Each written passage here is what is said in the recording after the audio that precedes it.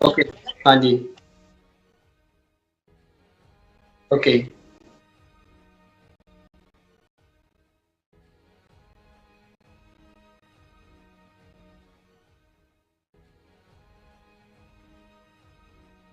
समूह दर्शकों ਨੂੰ मैं ਅੱਜ ਦੇ ਇਸ ਖਾਸ ਪ੍ਰੋਗਰਾਮ ਦੇ ਵਿੱਚ ਜੀ ਆਇਆਂ ਨੂੰ ਕਹਿਣਾ। ਅੱਜ ਦਾ ਸਾਡਾ ਇਹ ਪ੍ਰੋਗਰਾਮ ਤੁਸੀਂ ਸਾਰੀ ਦੁਨੀਆ ਦੇ ਵਿੱਚ ਲਾਈਵ ਦੇਖ ਰਹੇ ਹੋ ਤੇ ਇਹ ਪ੍ਰੋਗਰਾਮ ਕਨਸੈਂਟਰੇਟਡ ਆ ਕੈਨੇਡਾ ਦੀਆਂ ਫੈਡਰਲ ਇਲੈਕਸ਼ਨਸ ਦੇ ਉੱਤੇ। ਤੇ ਅੱਜ ਦੇ ਇਸ ਪ੍ਰੋਗਰਾਮ ਦੇ ਵਿੱਚ ਅਸੀਂ ਕੈਨੇਡਾ ਦੀਆਂ ਫੈਡਰਲ ਇਲੈਕਸ਼ਨਸ ਜਿਹਦੇ ਵਿੱਚ ਕਿ 28 ਅਪ੍ਰੈਲ ਨੂੰ ਜਿਹੜੀ ਆ ਨਵੀਂ ਸਰਕਾਰ ਕੈਨੇਡਾ ਦੇ ਵਿੱਚ ਬਣਨ ਜਾ ਰਹੀ ਆ। ਚੋਣਾਂ ਜਿਹੜੀਆਂ ਆ ਚੋਣਾਂ ਦਾ ਦੌਰ ਸ਼ੁਰੂ ਹੋ ਚੁੱਕਾ ਆ ਤੇ ਕੈਨੇਡਾ ਕਿਉਂਕਿ ਪੰਜਾਬ ਤੋਂ ਬਾਅਦ ਦੁਨੀਆ ਦਾ ਅਜਿਹਾ ਖਿੱਤਾ ਆ ਮੁਲਕ ਆ ਜਿੱਥੇ ਸਿੱਖ ਪੰਜਾਬ ਤੋਂ ਬਾਅਦ ਸਭ ਤੋਂ ਵੱਡੀ ਗਿਣਤੀ ਦੇ ਵਿੱਚ ਵਸਦੇ ਨੇ ਤੇ ਕੈਨੇਡਾ ਦੀਆਂ ਇਲੈਕਸ਼ਨਸ ਦੇ ਵਿੱਚ ਕੈਨੇਡਾ ਦੀ ਸਾਰੀ ਪੋਲੀਟੀਕਲ ਸੁਸਾਇਟੀ ਦੇ ਵਿੱਚ ਸਿੱਖਾਂ ਦਾ ਇੱਕ ਬਹੁਤ ਵੱਡਾ ਸਿੱਖ ਫੈਕਟਰ ਬਹੁਤ ਵੱਡਾ ਰੋਲ ਪਲੇ ਕਰਦਾ ਹੈ ਤੇ ਸਿੱਖਾਂ ਦੀਆਂ ਕੁਝ ਮੰਗਾਂ ਕੁਝ ਡਿਮਾਂਡਸ ਕੁਝ ਇਸ਼ੂਜ਼ ਨੇ ਜਿਹੜੇ ਕਿ ਸਿੱਖ ਇਹਨਾਂ ਇਲੈਕਸ਼ਨਸ ਦੇ ਵਿੱਚ ਵੀ ਸਿੱਖ ਆਰਗੇਨਾਈਜੇਸ਼ਨਸ ਰੇਜ਼ ਕਰ ਰਹੀਆਂ ਨੇ ਤੇ ਅੱਜ ਦੀ ਸਾਡੀ ਇਸ ਡਿਸਕਸ਼ਨ ਦੇ ਵਿੱਚ ਅਸੀਂ ਉਹਨਾਂ ਸਾਰੇ ਸਿੱਖ ਫੈਕਟਰਸ ਦੇ ਉੱਤੇ ਗੱਲਬਾਤ ਕਰਾਂਗੇ ਜਿਹੜੇ ਕਿ ਇਹਨਾਂ ਚੋਣਾਂ ਨੂੰ ਪ੍ਰਭਾਵਿਤ ਕਰ ਸਕਦੇ ਆ। ਸਿੱਖ ਇਹਨਾਂ ਚੋਣਾਂ ਨੂੰ ਕਿਵੇਂ ਦੇਖ ਰਹੇ ਆ, ਸਿੱਖ ਆਰਗੇਨਾਈਜੇਸ਼ਨਸ ਪੋਲੀਟੀਕਲ ਪਾਰਟੀਆਂ ਤੋਂ ਕੀ ਡਿਮਾਂਡ ਕਰ ਰਹੀਆਂ ਨੇ, ਇਹਨਾਂ ਸਾਰੇ ਮਸਲਿਆਂ ਤੇ ਅੱਜ ਦੀ ਇਸ ਪੈਨਲ ਡਿਸਕਸ਼ਨ ਦੇ ਵਿੱਚ ਅਸੀਂ ਗੱਲਬਾਤ ਕਰਾਂਗੇ। ਤੇ ਮੈਂ ਤੁਹਾਡਾ ਸੁਖਵਿੰਦਰ ਸਿੰਘ ਤੇ ਮੇਰੇ ਨਾਲ ਇਸ ਡਿਸਕਸ਼ਨ ਦੇ ਵਿੱਚ ਬਤੌਰ ਮਹਿਮਾਨ ਸ਼ਾਮਲ ਹੋਣ ਜਾ ਰਹੇ ਨੇ world Sikh organisation of Canada ਤੋਂ ਬਲਪ੍ਰੀਤ ਸਿੰਘ ਜੋ ਕਿ ਅੰਟਾਰੀਓ ਦੇ ਨਾਲ ਸੰਬੰਧਿਤ ਅੰਟਾਰੀਓ 'ਚ ਰਹਿੰਦੇ ਨੇ ਤੇ ਭਾਈ ਮਨਿੰਦਰ ਸਿੰਘ ਸਿੱਖ ਫੈਡਰੇਸ਼ਨ ਕੈਨੇਡਾ ਤੋਂ ਨੂੰ ਰਿਪਰੈਜ਼ੈਂਟ ਕਰਦੇ ਨੇ ਤੇ ਨਾਲ ਹੀ ਸੀਨੀਅਰ ਜਰਨਲਿਸਟ ਗੁਰਪ੍ਰੀਤ ਸਿੰਘ ਸਹੋਤਾ। ਭਾਈ ਮਨਿੰਦਰ ਸਿੰਘ ਵੀ ਸਰੀ ਦੇ ਨਾਲ ਸੰਬੰਧਿਤ ਨੇ ਤੇ ਭਾਈ ਗੁਰਪ੍ਰੀਤ ਸਿੰਘ ਸਹੋਤਾ ਜਿਹੜੇ ਸੀਨੀਅਰ ਜਰਨਲਿਸਟ ਨੇ ਉਹ ਵੀ ਸਰੀ ਦੇ ਨਾਲ ਸੰਬੰਧਿਤ ਨੇ। ਮੈਂ ਜ਼ਿਕਰ ਇਸ ਕਰਕੇ ਕਰ ਰਿਹਾ ਕਿਉਂਕਿ ਸਿੱਖਾਂ ਦੀ ਸਭ ਤੋਂ ਵੱਧ ਜਿਹੜੀ ਆਬਾਦੀ ਕਨਸੈਂਟਰੇਟਡ ਆ ਕੈਨੇਡਾ ਦੇ ਵਿੱਚ ਉਹ ਇਹਨਾਂ ਦੋ ਪ੍ਰੋਵਿੰਸਸ ਦੇ ਵਿੱਚ ਹੈਗੀ ਆ ਤੇ ਸਭ ਤੋਂ ਵੱਧ ਜਿਹੜੇ ਸਿੱਖ ਕੈਂਡੀਡੇਟ ਨੇ ਉਹ ਵੀ ਇਹਨਾਂ ਖਿੱਤਿਆਂ ਦੇ ਵਿੱਚੋਂ ਹੀ ਕੈਨੇਡਾ ਦੇ ਵਿੱਚੋਂ ਆਉਂਦੇ ਆ। ਤਾਂ ਸਾਡੇ ਇਸ ਪੈਨਲ ਤੋਂ ਅਸੀਂ ਜਿੱਥੇ ਖਿੱਤਿਆਂ ਦੇ ਬਾਰੇ ਵੀ ਕੀ ਸਥਿਤੀ ਹੈ ਇਸ ਵਾਰ ਚੋਣਾਂ ਦੀ ਉਹ ਵੀ ਜਾਣਾਂਗੇ ਤੇ ਨਾਲ ਹੀ ਕੈਨੇਡਾ ਦੀਆਂ ਜਿਹੜੀਆਂ ਵੱਡੀਆਂ ਸਿੱਖ ਪੋਲੀਟੀਕਲ ਐਕਟਿਵਿਜ਼ਮ ਦੀਆਂ ਆਰਗੇਨਾਈਜੇਸ਼ਨਸ ਨੇ ਉਹਨਾਂ ਦੇ ਨੁਮਾਇੰਦੇ ਵੀ ਸਾਡੇ ਨਾਲ ਇਸ ਪੈਨਲ ਦੇ ਵਿੱਚ ਮੌਜੂਦ ਨੇ। ਤਾਂ ਇਸ ਕਰਕੇ ਇਹ ਬੜੀ ਅਹਿਮ ਡਿਸਕਸ਼ਨ ਅਸੀਂ ਅੱਜ ਕਰਨ ਜਾ ਰਹੇ ਹਾਂ ਤੇ ਮੈਂ ਸਾਰੇ ਦਰਸ਼ਕਾਂ ਨੂੰ ਬੇਨਤੀ ਕਰਦਾ ਕਿ ਤੁਸੀਂ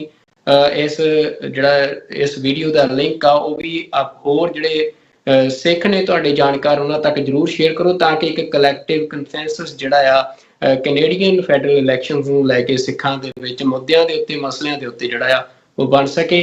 ਤੇ ਹੁਣ ਮੈਂ ਜੀ ਆਇਆਂ ਨੂੰ ਕਹਿੰਦਾ ਜੀ ਸਾਰੇ ਮਹਿਮਾਨਾਂ ਨੂੰ ਤੁਹਾਨੂੰ ਵਾਹਿਗੁਰੂ ਜੀ ਕਾ ਖਾਲਸਾ ਵਾਹਿਗੁਰੂ ਜੀ ਕੀ ਫਤਿਹ ਜੀ। ਫਤਿਹ। ਤੇ ਅੱਜ ਜਿਹੜੀ ਅਸੀਂ ਇਹ ਡਿਸਕਸ਼ਨ ਕਰ ਰਹੇ ਹਾਂ ਸਭ ਤੋਂ ਪਹਿਲਾਂ ਮੈਂ ਸ਼ੁਰੂਆਤ ਕਰਨਾ ਚਾਹੁੰਦਾ ਭਾਈ ਬਲਪ੍ਰੀਤ ਸਿੰਘ ਜੀ ਤੁਹਾਡੇ ਤੋਂ ਮੈਂ ਸਵਾਲ ਲੈਣਾ ਚਾਹੁੰਦਾ ਕਿ ਚੋਣਾਂ ਆ ਰਹੀਆਂ ਨੇ ਇਹਨਾਂ ਚੋਣਾਂ ਦੇ ਵਿੱਚ ਤੁਸੀਂ ਸਿੱਖ ਫੈਕਟਰ ਦੀ ਕਿੰਨੀ ਕੁ ਇੰਪੋਰਟੈਂਸ ਦੇਖਦੇ ਹੋ? ਜੇ ਆਪਾਂ ਉਦਾਂ ਵੀ ਸਿੱਖਾਂ ਦੀ ਗਿਣਤੀ ਵੱਲ ਧਿਆਨ ਦਈਏ ਨਾ ਕੈਨੇਡਾ ਦੇ ਵਿੱਚ, ਹਾਲਾਂਕਿ ਪਿਛਲੇ ਸੈਂਸਸ ਨੇ ਜੋ 2021 ਚ ਆਇਆ ਸੀ ਉਹਦੇ ਰਿਜ਼ਲਟ ਉਹਦੇ ਚ 8 ਲੱਖ ਦੀ ਗਿਣਤੀ ਦਿੱਤੀ ਹੋਈ ਸਿੱਖਾਂ ਦੀ। ਸਾਡੇ ਮਿਨੀਮਮ ਜਿਹੜਾ ਐਸਟੀਮੇਟ ਹੈਗਾ 1.2 ਮਿਲੀਅਨ ਹੈਗਾ ਹੈ ਤੇ ਕੈਨੇਡਾ ਦੀ ਜਿਹੜੀ ਪੋਪੂਲੇਸ਼ਨ ਦੇ ਹਿਸਾਬ ਨਾਲ ਸਿੱਖਾਂ ਦੀ ਰਿਪਰੈਜ਼ੈਂਟੇਸ਼ਨ ਓਵਰ 2% ਹੈ, ਹਾਲਾਂਕਿ ਸਾਰੇ ਇੰਡੀਆ ਦੇ ਵਿੱਚ 2% ਤੋਂ ਘੱਟ ਆ। ਸੋ ਜੇ ਸਭ ਤੋਂ ਜ਼ਿਆਦਾ representation as a percentage of population ਦੇਖੀਏ ਕੈਨੇਡਾ ਦੇ ਵਿੱਚ ਸਿੱਖ ਜ਼ਿਆਦਾ ਹੈਗੇ ਨੇ ਉਸ ਹਿਸਾਬ ਨਾਲ। ਤੇ 3 ਸੂਬੇ ਨੇ ਜਿੱਥੇ ਸਿੱਖ ਦੂਸਰੇ ਲੈਵਲ ਦੇ ਉੱਤੇ ਕਮਿਊਨਿਟੀ ਨੇ। ਸੋ ਬ੍ਰਿਟਿਸ਼ ਕੋਲੰਬੀਆ, ਮੈਨੀਟੋਬਾ ਤੇ ਯੂਕਾਨ, ਇਹ 3 ਪ੍ਰੋਵਿੰਸ ਨੇ ਜਿਹਦੇ ਵਿੱਚ ਸਿੱਖ ਦੂਸਰੇ ਨੰਬਰ ਤੇ ਕ੍ਰਿਸਚਨਾਂ ਤੋਂ ਬਾਅਦ। ਸੋ ਸਿੱਖਾਂ ਦਾ ਜਿਹੜਾ ਇਫੈਕਟ ਹੈਗਾ ਇਸ ਇਲੈਕਸ਼ਨ ਦੇ ਵਿੱਚ ਉਹ ਸਾਰੇ ਦੇਖ ਰਹੇ ਨੇ, ਸਾਰੇ ਮੰਨਦੇ ਨੇ ਕਿ ਸਿੱਖਾਂ ਦਾ ਹੋਊਗਾ। ਤੇ ਜਨਰਲੀ ਸਪੀਕਿੰਗ ਬਾਕੀ ਕਮਿਊਨਿਟੀਆਂ ਨਾਲੋਂ ਸਿੱਖ ਜ਼ਿਆਦਾ ਪੋਲੀਟੀਕਲੀ ਇੰਗੇਜਡ ਵੀ ਹੈਗੇ ਨੇ। ਸੋ ਆਈ ਥਿੰਕ ਓਵਰਆਲ ਸਿੱਖਾਂ ਦੀ ਜਿਹੜੀ ਸੇ ਹੈਗੀ ਆ ਉਹ ਕਾਫੀ ਮਤਲਬ ਇਨਫਲੂਐਂਸ਼ੀਅਲ ਹੋਊਗੀ। ਆਈ ਥਿੰਕ ਜਿੰਨਾ ਆਪ ਵੀ ਸਮਝਦੇ ਆ ਐਜ਼ ਅ ਕਮਿਊਨਿਟੀ ਉਸ ਤੋਂ ਵੀ ਜ਼ਿਆਦਾ ਆਈ ਥਿੰਕ ਸਾਡੀ ਸੇ ਹੋਊਗੀ। ਤੇ ਭਾਈ ਮਨਿੰਦਰ ਸਿੰਘ ਜੀ ਮੈਂ ਤੁਹਾਡੇ ਕੋਲ ਆਉਣਾ, ਜਿਵੇਂ ਭਾਈ ਬਲਪ੍ਰੀਤ ਸਿੰਘ ਹੋਰਾਂ ਨੇ ਦੱਸਿਆ ਕਿ ਜਿਹੜੇ ਅੰਕੜੇ ਨੇ ਉਹਨਾਂ ਦੇ ਮੁਤਾਬਕ ਸਿੱਖ ਇੱਕ ਵੱਡਾ ਫੈਕਟਰ ਨੇ ਇਲੈਕਸ਼ਨਸ ਦੇ ਵਿੱਚ। ਤੁਸੀਂ ਕਾਫੀ ਇੰਗੇਜ ਰਹੇ ਹੋ। ਟਰਾਂਸਨੈਸ਼ਨਲ ਰਿਪਰੈਸ਼ਨ ਜਿਹੜਾ ਸਿੱਖਾਂ ਦਾ ਇੱਕ ਵੱਡਾ ਮਸਲਾ ਪਿਛਲੇ ਸਮੇਂ 'ਚ ਕੈਨੇਡਾ ਦੇ ਨਾਲ ਸੰਬੰਧਿਤ ਰਿਹਾ, ਤੇ ਉਹਦੇ 'ਚ ਇੰਡੀਅਨ ਗਵਰਨਮੈਂਟ ਜਦੋਂ ਦੋਸ਼ੀ ਪਾਈ ਗਈ ਉਹ ਸਾਰੇ ਵਰਤਾਰੇ 'ਚ, ਤੇ ਇੰਡੀਅਨ ਗਵਰਨਮੈਂਟ ਨੇ ਇੱਕ ਨੈਰੇਟਿਵ ਪੁਸ਼ ਕੀਤਾ ਕਿ ਜਿਹੜੀ ਕੈਨੇਡੀਅਨ ਗਵਰਨਮੈਂਟ ਆ ਜੋ ਇੰਡੀਆ ਨੂੰ ਅਕਿਊਜ਼ ਕਰ ਰਹੀ ਆ, ਉਹਦੇ ਪਿੱਛੇ ਕਾਰਨ ਇਲੈਕਸ਼ਨਸ ਨੇ, ਕਿ ਇਲੈਕਸ਼ਨਸ ਦੇ ਵਿੱਚ ਸਿੱਖਾਂ ਦੀਆਂ ਵੋਟਾਂ ਲੈਣ ਦੇ ਲਈ ਕੈਨੇਡੀਅਨ ਗਵਰਨਮੈਂਟ ਇਹ ਸਾਰਾ ਕੁਝ ਕਰ ਰਹੀ ਆ। ਤਾਂ ਤੁਹਾਨੂੰ ਕੀ ਲੱਗਦਾ ਕਿ ਉਸ ਨੈਰੇਟਿਵ ਦੇ ਵਿੱਚ ਕੋਈ ਸੱਚਾਈ ਹੈ, ਜਾਂ ਫਿਰ ਮਤਲਬ ਵੀ ਕਿਉਂਕਿ ਅਸੀਂ ਦੇਖ ਰਹੇ ਕਿ ਸਿੱਖ ਫੈਕਟਰ ਤਾਂ ਹੈ ਇਲੈਕਸ਼ਨਸ ਦੇ ਵਿੱਚ, ਤੁਸੀਂ ਉਸ ਜੋ ਨੈਰੇਟਿਵ ਉਹਨਾਂ ਨੇ ਸਿਰਜਿਆ ਉਹਦੇ ਤੇ ਤੁਹਾਡੀ ਕੀ ਟੇਕ ਆ? ਜੀ ਉਹਦੇ ਤੇ ਆਈ ਥਿੰਕ ਬਿਲਕੁਲ ਗਲਤ ਨੈਰੇਟਿਵ ਹੈ। ਉਹ ਆਪਣੇ ਇੱਕ ਤੌਰ ਦੇ ਉੱਤੇ ਉਹਨੂੰ ਪੇਸ਼ ਕਰਨਾ ਚਾਹੁੰਦੇ ਆ ਕਿ ਸਿੱਖਾਂ ਦੀ ਜਿਹੜੀ ਇੱਕ ਕੰਟਰੋਲ ਆ ਜਾਂ ਇੱਕ ਐਕਸਟ੍ਰੀਮਿਸਟ ਵਰਗ ਸਾਨੂੰ ਪੇਸ਼ ਕਰਦੇ ਆ। ਸੋ ਇਹ ਸ਼ੋਅ ਕਰਨਾ ਚਾਹੁੰਦੇ ਆ ਕਿ ਈਵਨ ਟੂ ਅ ਪੁਆਇੰਟ ਕਿ ਕੈਨੇਡੀਅਨ ਗਵਰਨਮੈਂਟ ਜਿਹੜੀ ਹੈ ਉਹ ਸਿੱਖਾਂ ਨੂੰ ਪੈਂਡਰ ਕਰਦੀ ਹੈ, ਕਿ ਇਹ ਸਭ ਕੁਝ ਉੱਥੇ ਅਲਾਉ ਕਰ ਰਹੇ ਆ, ਕਿਉਂਕਿ ਉਹਨਾਂ ਨੇ ਇਹ ਨੈਰੇਟਿਵ ਬਿਲਡ ਕਰਨਾ ਹੈ ਕਿ ਸਿੱਖ ਐਕਸਟ੍ਰੀਮਿਸਟ ਹੈਗੇ ਆ, ਸਿੱਖ ਵਾਇਲੈਂਸ ਯੂਜ਼ ਕਰਦੇ ਆ। ਤਾਂ ਉਹਦੇ ਮੁਤਾਬਕ ਉਹਨਾਂ ਨੂੰ ਇਹ ਆ ਕਿ ਅਸੀਂ ਕੈਨੇਡਾ ਨੂੰ ਵੀ ਵਿੱਚ ਬੇਸਿਕਲੀ ਉਹਨਾਂ ਨੂੰ ਘੇਰਨ ਦੇ ਲਈ ਉਹ ਇਹ ਨੈਰੇਟਿਵ ਪੇਸ਼ ਕਰਦੇ ਆ। ਸੋ ਆਈ ਡੋਨਟ ਥਿੰਕ ਉਹਨਾਂ ਨੂੰ ਇਹ ਗੱਲ ਦੇ ਵਿੱਚ ਕੋਈ ਵੀ ਐਵੀਡੈਂਸ ਹੈਗੀ ਆ ਜਾਂ ਕੈਨੇਡਾ ਦੇ ਵਿੱਚ ਜਿਹੜੀ ਇੱਕ ਪੈਂਡਰਿੰਗ ਵੋਟ ਨੂੰ ਆ। ਆਈ ਥਿੰਕ ਜਿਹੜੇ ਪੋਲੀਟੀਸ਼ੀਅਨਸ ਆ ਉਹ ਹਰੇਕ ਕਮਿਊਨਿਟੀ ਦੇ ਵਿੱਚ ਜਾ ਕੇ ਦੇਖਦੇ ਆ ਕਿ ਕਿਹਦਾ ਕਿੰਨੇ ਤੱਕ ਪਹੁੰਚਿਆ ਤੇ ਉਸ ਕਮਿਊਨਿਟੀਜ਼ ਨੂੰ ਕਿਹੜੀਆਂ ਚੀਜ਼ਾਂ ਦੀ ਲੋੜ ਹੈ। ਤੇ ਨੈਚੁਰਲੀ ਇਹ ਚੀਜ਼ਾਂ ਹੁੰਦੀਆਂ, ਇਹਦੇ ਵਿੱਚ ਕੋਈ ਇਨਸਿਡਿਊਸ ਥਿੰਗ ਜਾਂ ਇਹਦੇ ਵਿੱਚ ਕੋਈ ਮਾੜੀ ਗੱਲ ਨਹੀਂ ਹੈਗੀ ਕਿ ਉਹ ਜਾਣਨਾ ਚਾਹੁੰਦੇ ਆ। ਪਰ ਇਹਦੇ ਵਿੱਚ ਜਿਹੜੀ ਗੱਲ ਬਲਪ੍ਰੀਤ ਸਿੰਘ ਨੇ ਵੀ ਕੀਤੀ ਹੈ ਕਿ ਜੇ ਅਸੀਂ ਦੇਖੀਏ 2% ਜੇ ਪਾਪੂਲੇਸ਼ਨ ਸਿੱਖਾਂ ਦੀ ਹੈਗੀ ਹੈ, ਜਿਹੜੀ ਤਕਰੀਬਨ 343 ਰਾਈਡਿੰਗਸ ਆ ਕੈਨੇਡਾ ਦੇ ਵਿੱਚ ਜਿਹਦੇ ਵਿੱਚ ਵੋਟ ਪੈਣੀ ਆ, ਉਹਦੇ ਵਿੱਚੋਂ ਜਿਹੜੇ 20 ਤੋਂ 25 ਜਿਹੜੇ ਸਿੱਖ ਘਰਾਣਾ ਤੋਂ ਜਿਹੜੇ MP ਆ ਜਿਹੜੇ ਉਹ ਆਉਂਦੇ ਆ।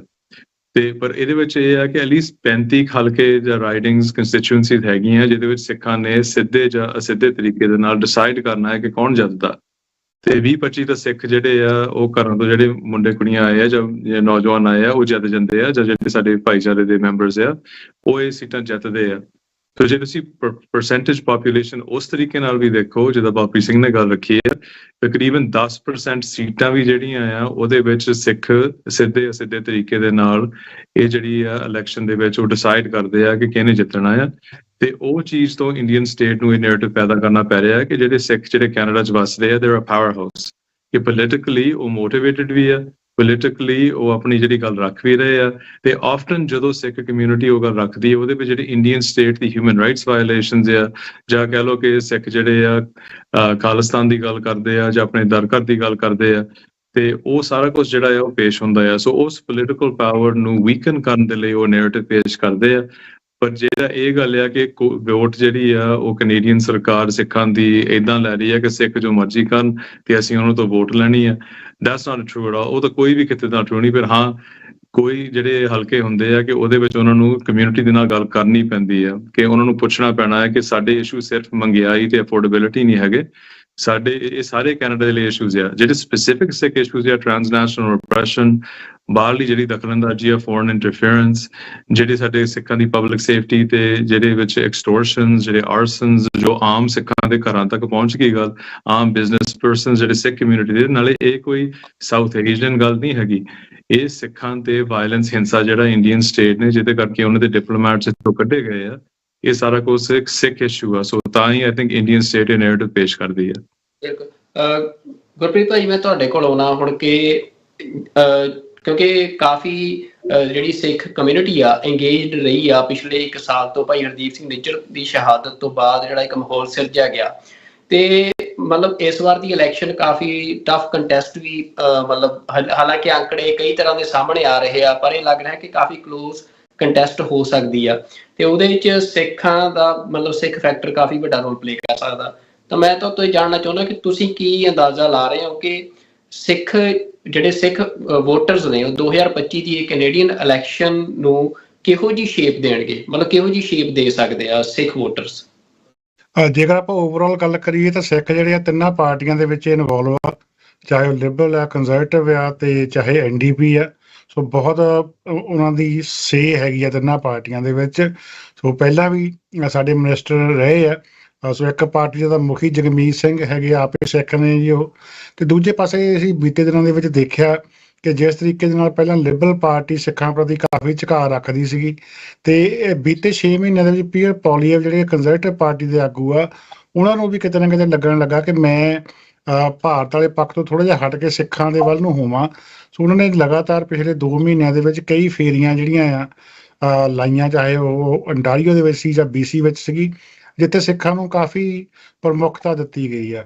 ਸੋ ਜਿਹੜੇ ਸਿੱਖ ਕੈਂਡੀਡੇਟਸ ਨੇ ਉਹਨਾਂ ਦੇ ਨਾਲ ਫੋਟੋਆਂ ਖਿਚਾਉਣੀਆਂ, ਉਹਨਾਂ ਨੂੰ ਜ਼ਿਆਦਾ ਉਭਾਰਨਾ, ਇੱਥੋਂ ਤੱਕ ਕਿ ਸਰੀ ਦਾ ਨਗਰ ਕੀਰਤਨ ਜਿਹੜਾ ਆ, ਜਿਹਦੇ ਵਿੱਚ ਕਿ ਅੱਗੇ ਪੈਰ ਰੱਖਣ ਤੋਂ ਵੀ ਕਤਰਾਉਂਦੇ ਸੀਗੇ, ਕਿਉਂਕਿ ਇਹਨੂੰ ਇੱਕ ਖਾਲਿਸਤਾਨੀ ਨਗਰ ਕੀਰਤਨ ਕਿਹਾ ਜਾਂਦਾ।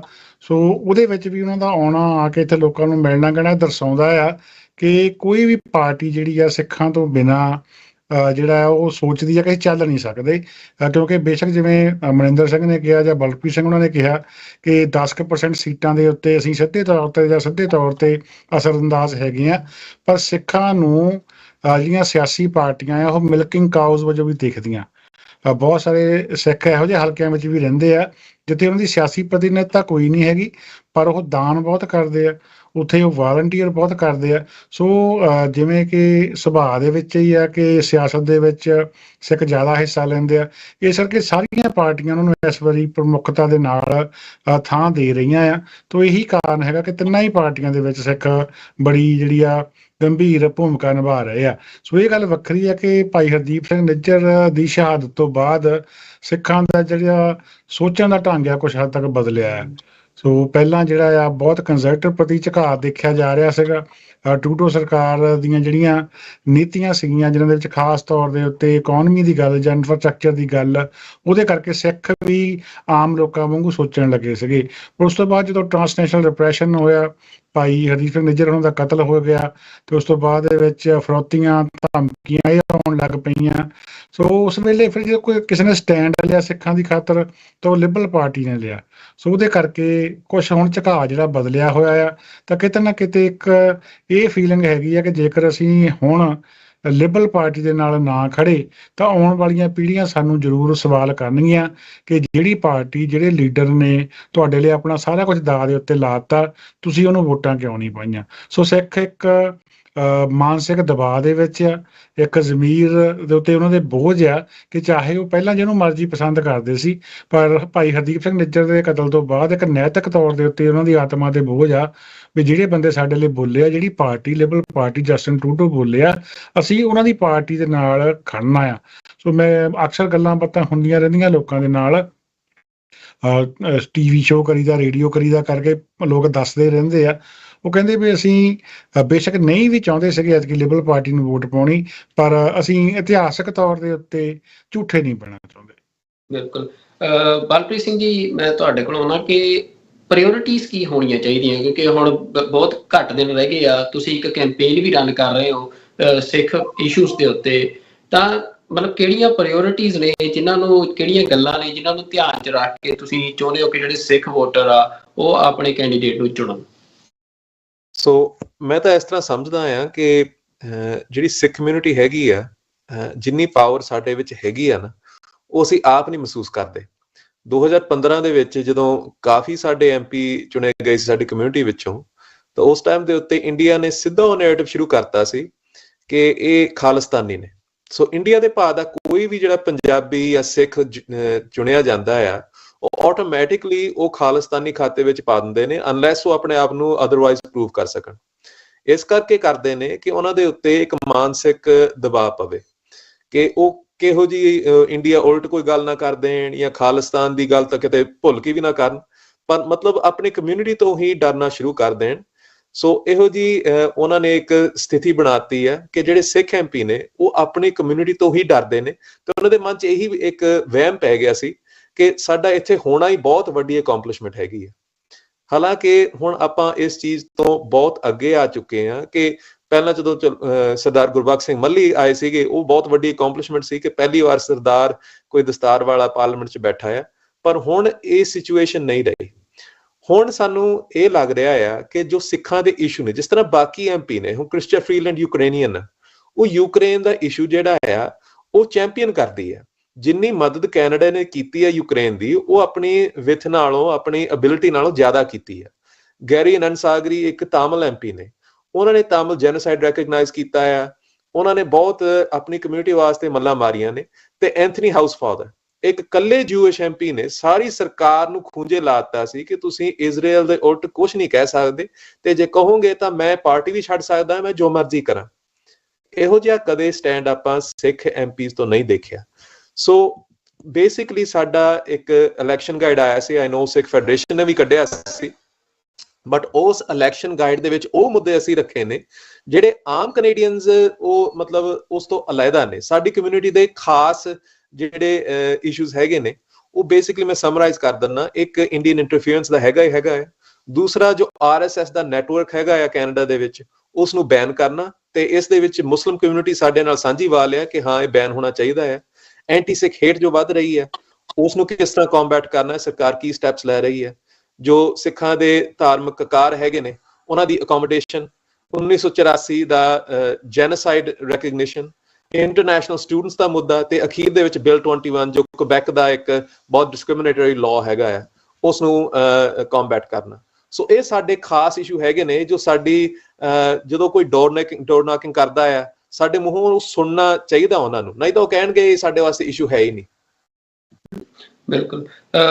ਭਾਈ ਮਨਿੰਦਰ ਸਿੰਘ ਜੀ, ਜਿਵੇਂ ਬਲਪ੍ਰੀਤ ਸਿੰਘ ਹੋਰਾਂ ਨੇ ਦੱਸਿਆ ਕਿ ਜਿਹੜੀ ਰਿਪਰੈਜ਼ੈਂਟੇਸ਼ਨ ਦੀ ਗੱਲ ਆ ਕਿ ਕੈਨੇਡੀਅਨ ਪੋਲਿਟਿਕਸ ਦੇ ਵਿੱਚ, ਕਿਉਂਕਿ ਅਸੀਂ ਦੇਖਦੇ ਹਾਂ ਕਿ ਜਦੋਂ ਕੈਨੇਡਾ ਦੇ ਵਿੱਚ ਜਸਟਿਨ ਟਰੂਡੋ ਲਾਸਟ ਜਿਹੜੀਆਂ ਇਲੈਕਸ਼ਨ ਹੋਈਆਂ ਸੀ, ਰੈਗੂਲਰ ਇਲੈਕਸ਼ਨ ਸੀ ਜਿਹੜੀਆਂ, ਤੇ ਜਦੋਂ ਕੈਬਨਿਟ ਬਣੀ ਉਹਦੇ 'ਚ ਕਿੰਨੇ ਸਿੱਖ ਚਿਹਰੇ ਆਏ, ਤਾਂ ਕੈਨੇਡਾ ਤੋਂ ਲੈ ਕੇ ਪੰਜਾਬ ਤੱਕ ਉਸ ਗੱਲ ਦੀ ਬੜੀ ਖੁਸ਼ੀ ਮਨਾਈ ਗਈ।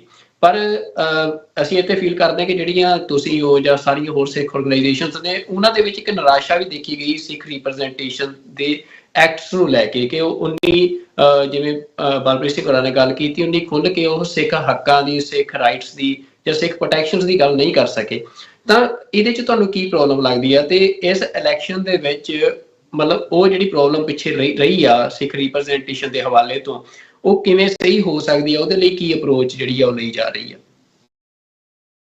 ਆਈ ਥਿੰਕ ਜਿਹੜੀ ਰਿਪਰੈਜ਼ੈਂਟੇਸ਼ਨ ਤਾਂ ਜਿਹੜੀ ਇਲੈਕਸ਼ਨ ਪ੍ਰੋਸੈਸ ਆ, ਸਾਨੂੰ ਪਹਿਲੀ ਗੱਲ ਤਾਂ ਇਹ ਗੱਲ ਦਾ ਧਿਆਨ ਰੱਖਣਾ ਪੈਣਾ ਹੈ ਕਿ ਆਪਾਂ ਇੱਕ ਪੱਛਮ ਦੀ ਡੈਮੋਕ੍ਰੇਸੀ ਦੀ ਗੱਲ ਕਰ ਰਹੇ ਹਾਂ।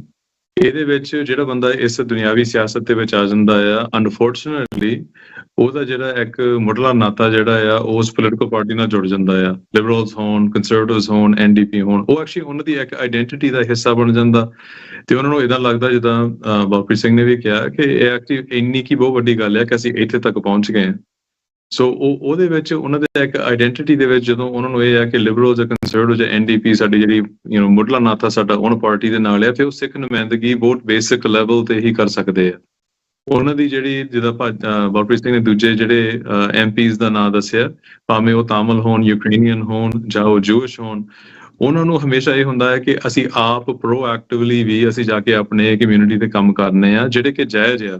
ਲਾਈਕ ਇਹ ਵੈਸਟਰਨ ਡੈਮੋਕ੍ਰੇਸੀ ਦੇ ਵਿੱਚ ਕੰਮ ਜਾਇਜ਼ ਆ। ਸੋ ਸਿੱਖ ਜੈਨੋਸਾਈਡ ਦਾ ਇਸ਼ੂ ਉਹਨੂੰ ਕਦੀ ਤੇਜ਼ੀ ਦੇ ਨਾਲ ਕਿਸੇ ਵੀ ਇੱਕ ਇੰਡੀਵਿਜੂਅਲ ਨੇ ਅਸਾਈਡ ਫਰਮ ਸੁਖ ਧਾਲੀਵਾਲ ਨੇ ਇਹ ਇਸ਼ੂ ਜਿਹੜਾ ਰੇਜ਼ ਕੀਤਾ ਹੈ ਕਈ ਵਾਰ, ਪਰ ਕੋਈ ਵੀ ਇਹਨੇ ਲਾਈਕ ਐਜ਼ 20-25 MP ਵੀ ਹੋਣ ਦੇ ਕਾਰਨ ਕਦੀ ਵੀ ਇਸ ਇਸ਼ੂ ਤੇ ਧਿਆਨ ਨਹੀਂ ਦਿੱਤਾ ਗਿਆ। ਮੋੜ ਕੇ ਅਸੀਂ ਉਹਨਾਂ ਦੇ ਕੋਲ ਜਾ ਕੇ ਇਹ ਜਿਹੜੇ ਆ ਕੋਈ ਸਟ੍ਰੈਟਜੀ ਦੇ ਨਾਲ ਇੱਕ ਕਹਿ ਲਓ ਕਿ ਕੰਸਿਸਟੈਂਟਲੀ ਜਿਹੜੀ ਹੈ ਉਹ ਗੱਲ ਬਣਦੀ ਹੈ ਕਿ ਜੇ ਲੌਬੀ ਸਾਡੀ ਹੋਵੇ।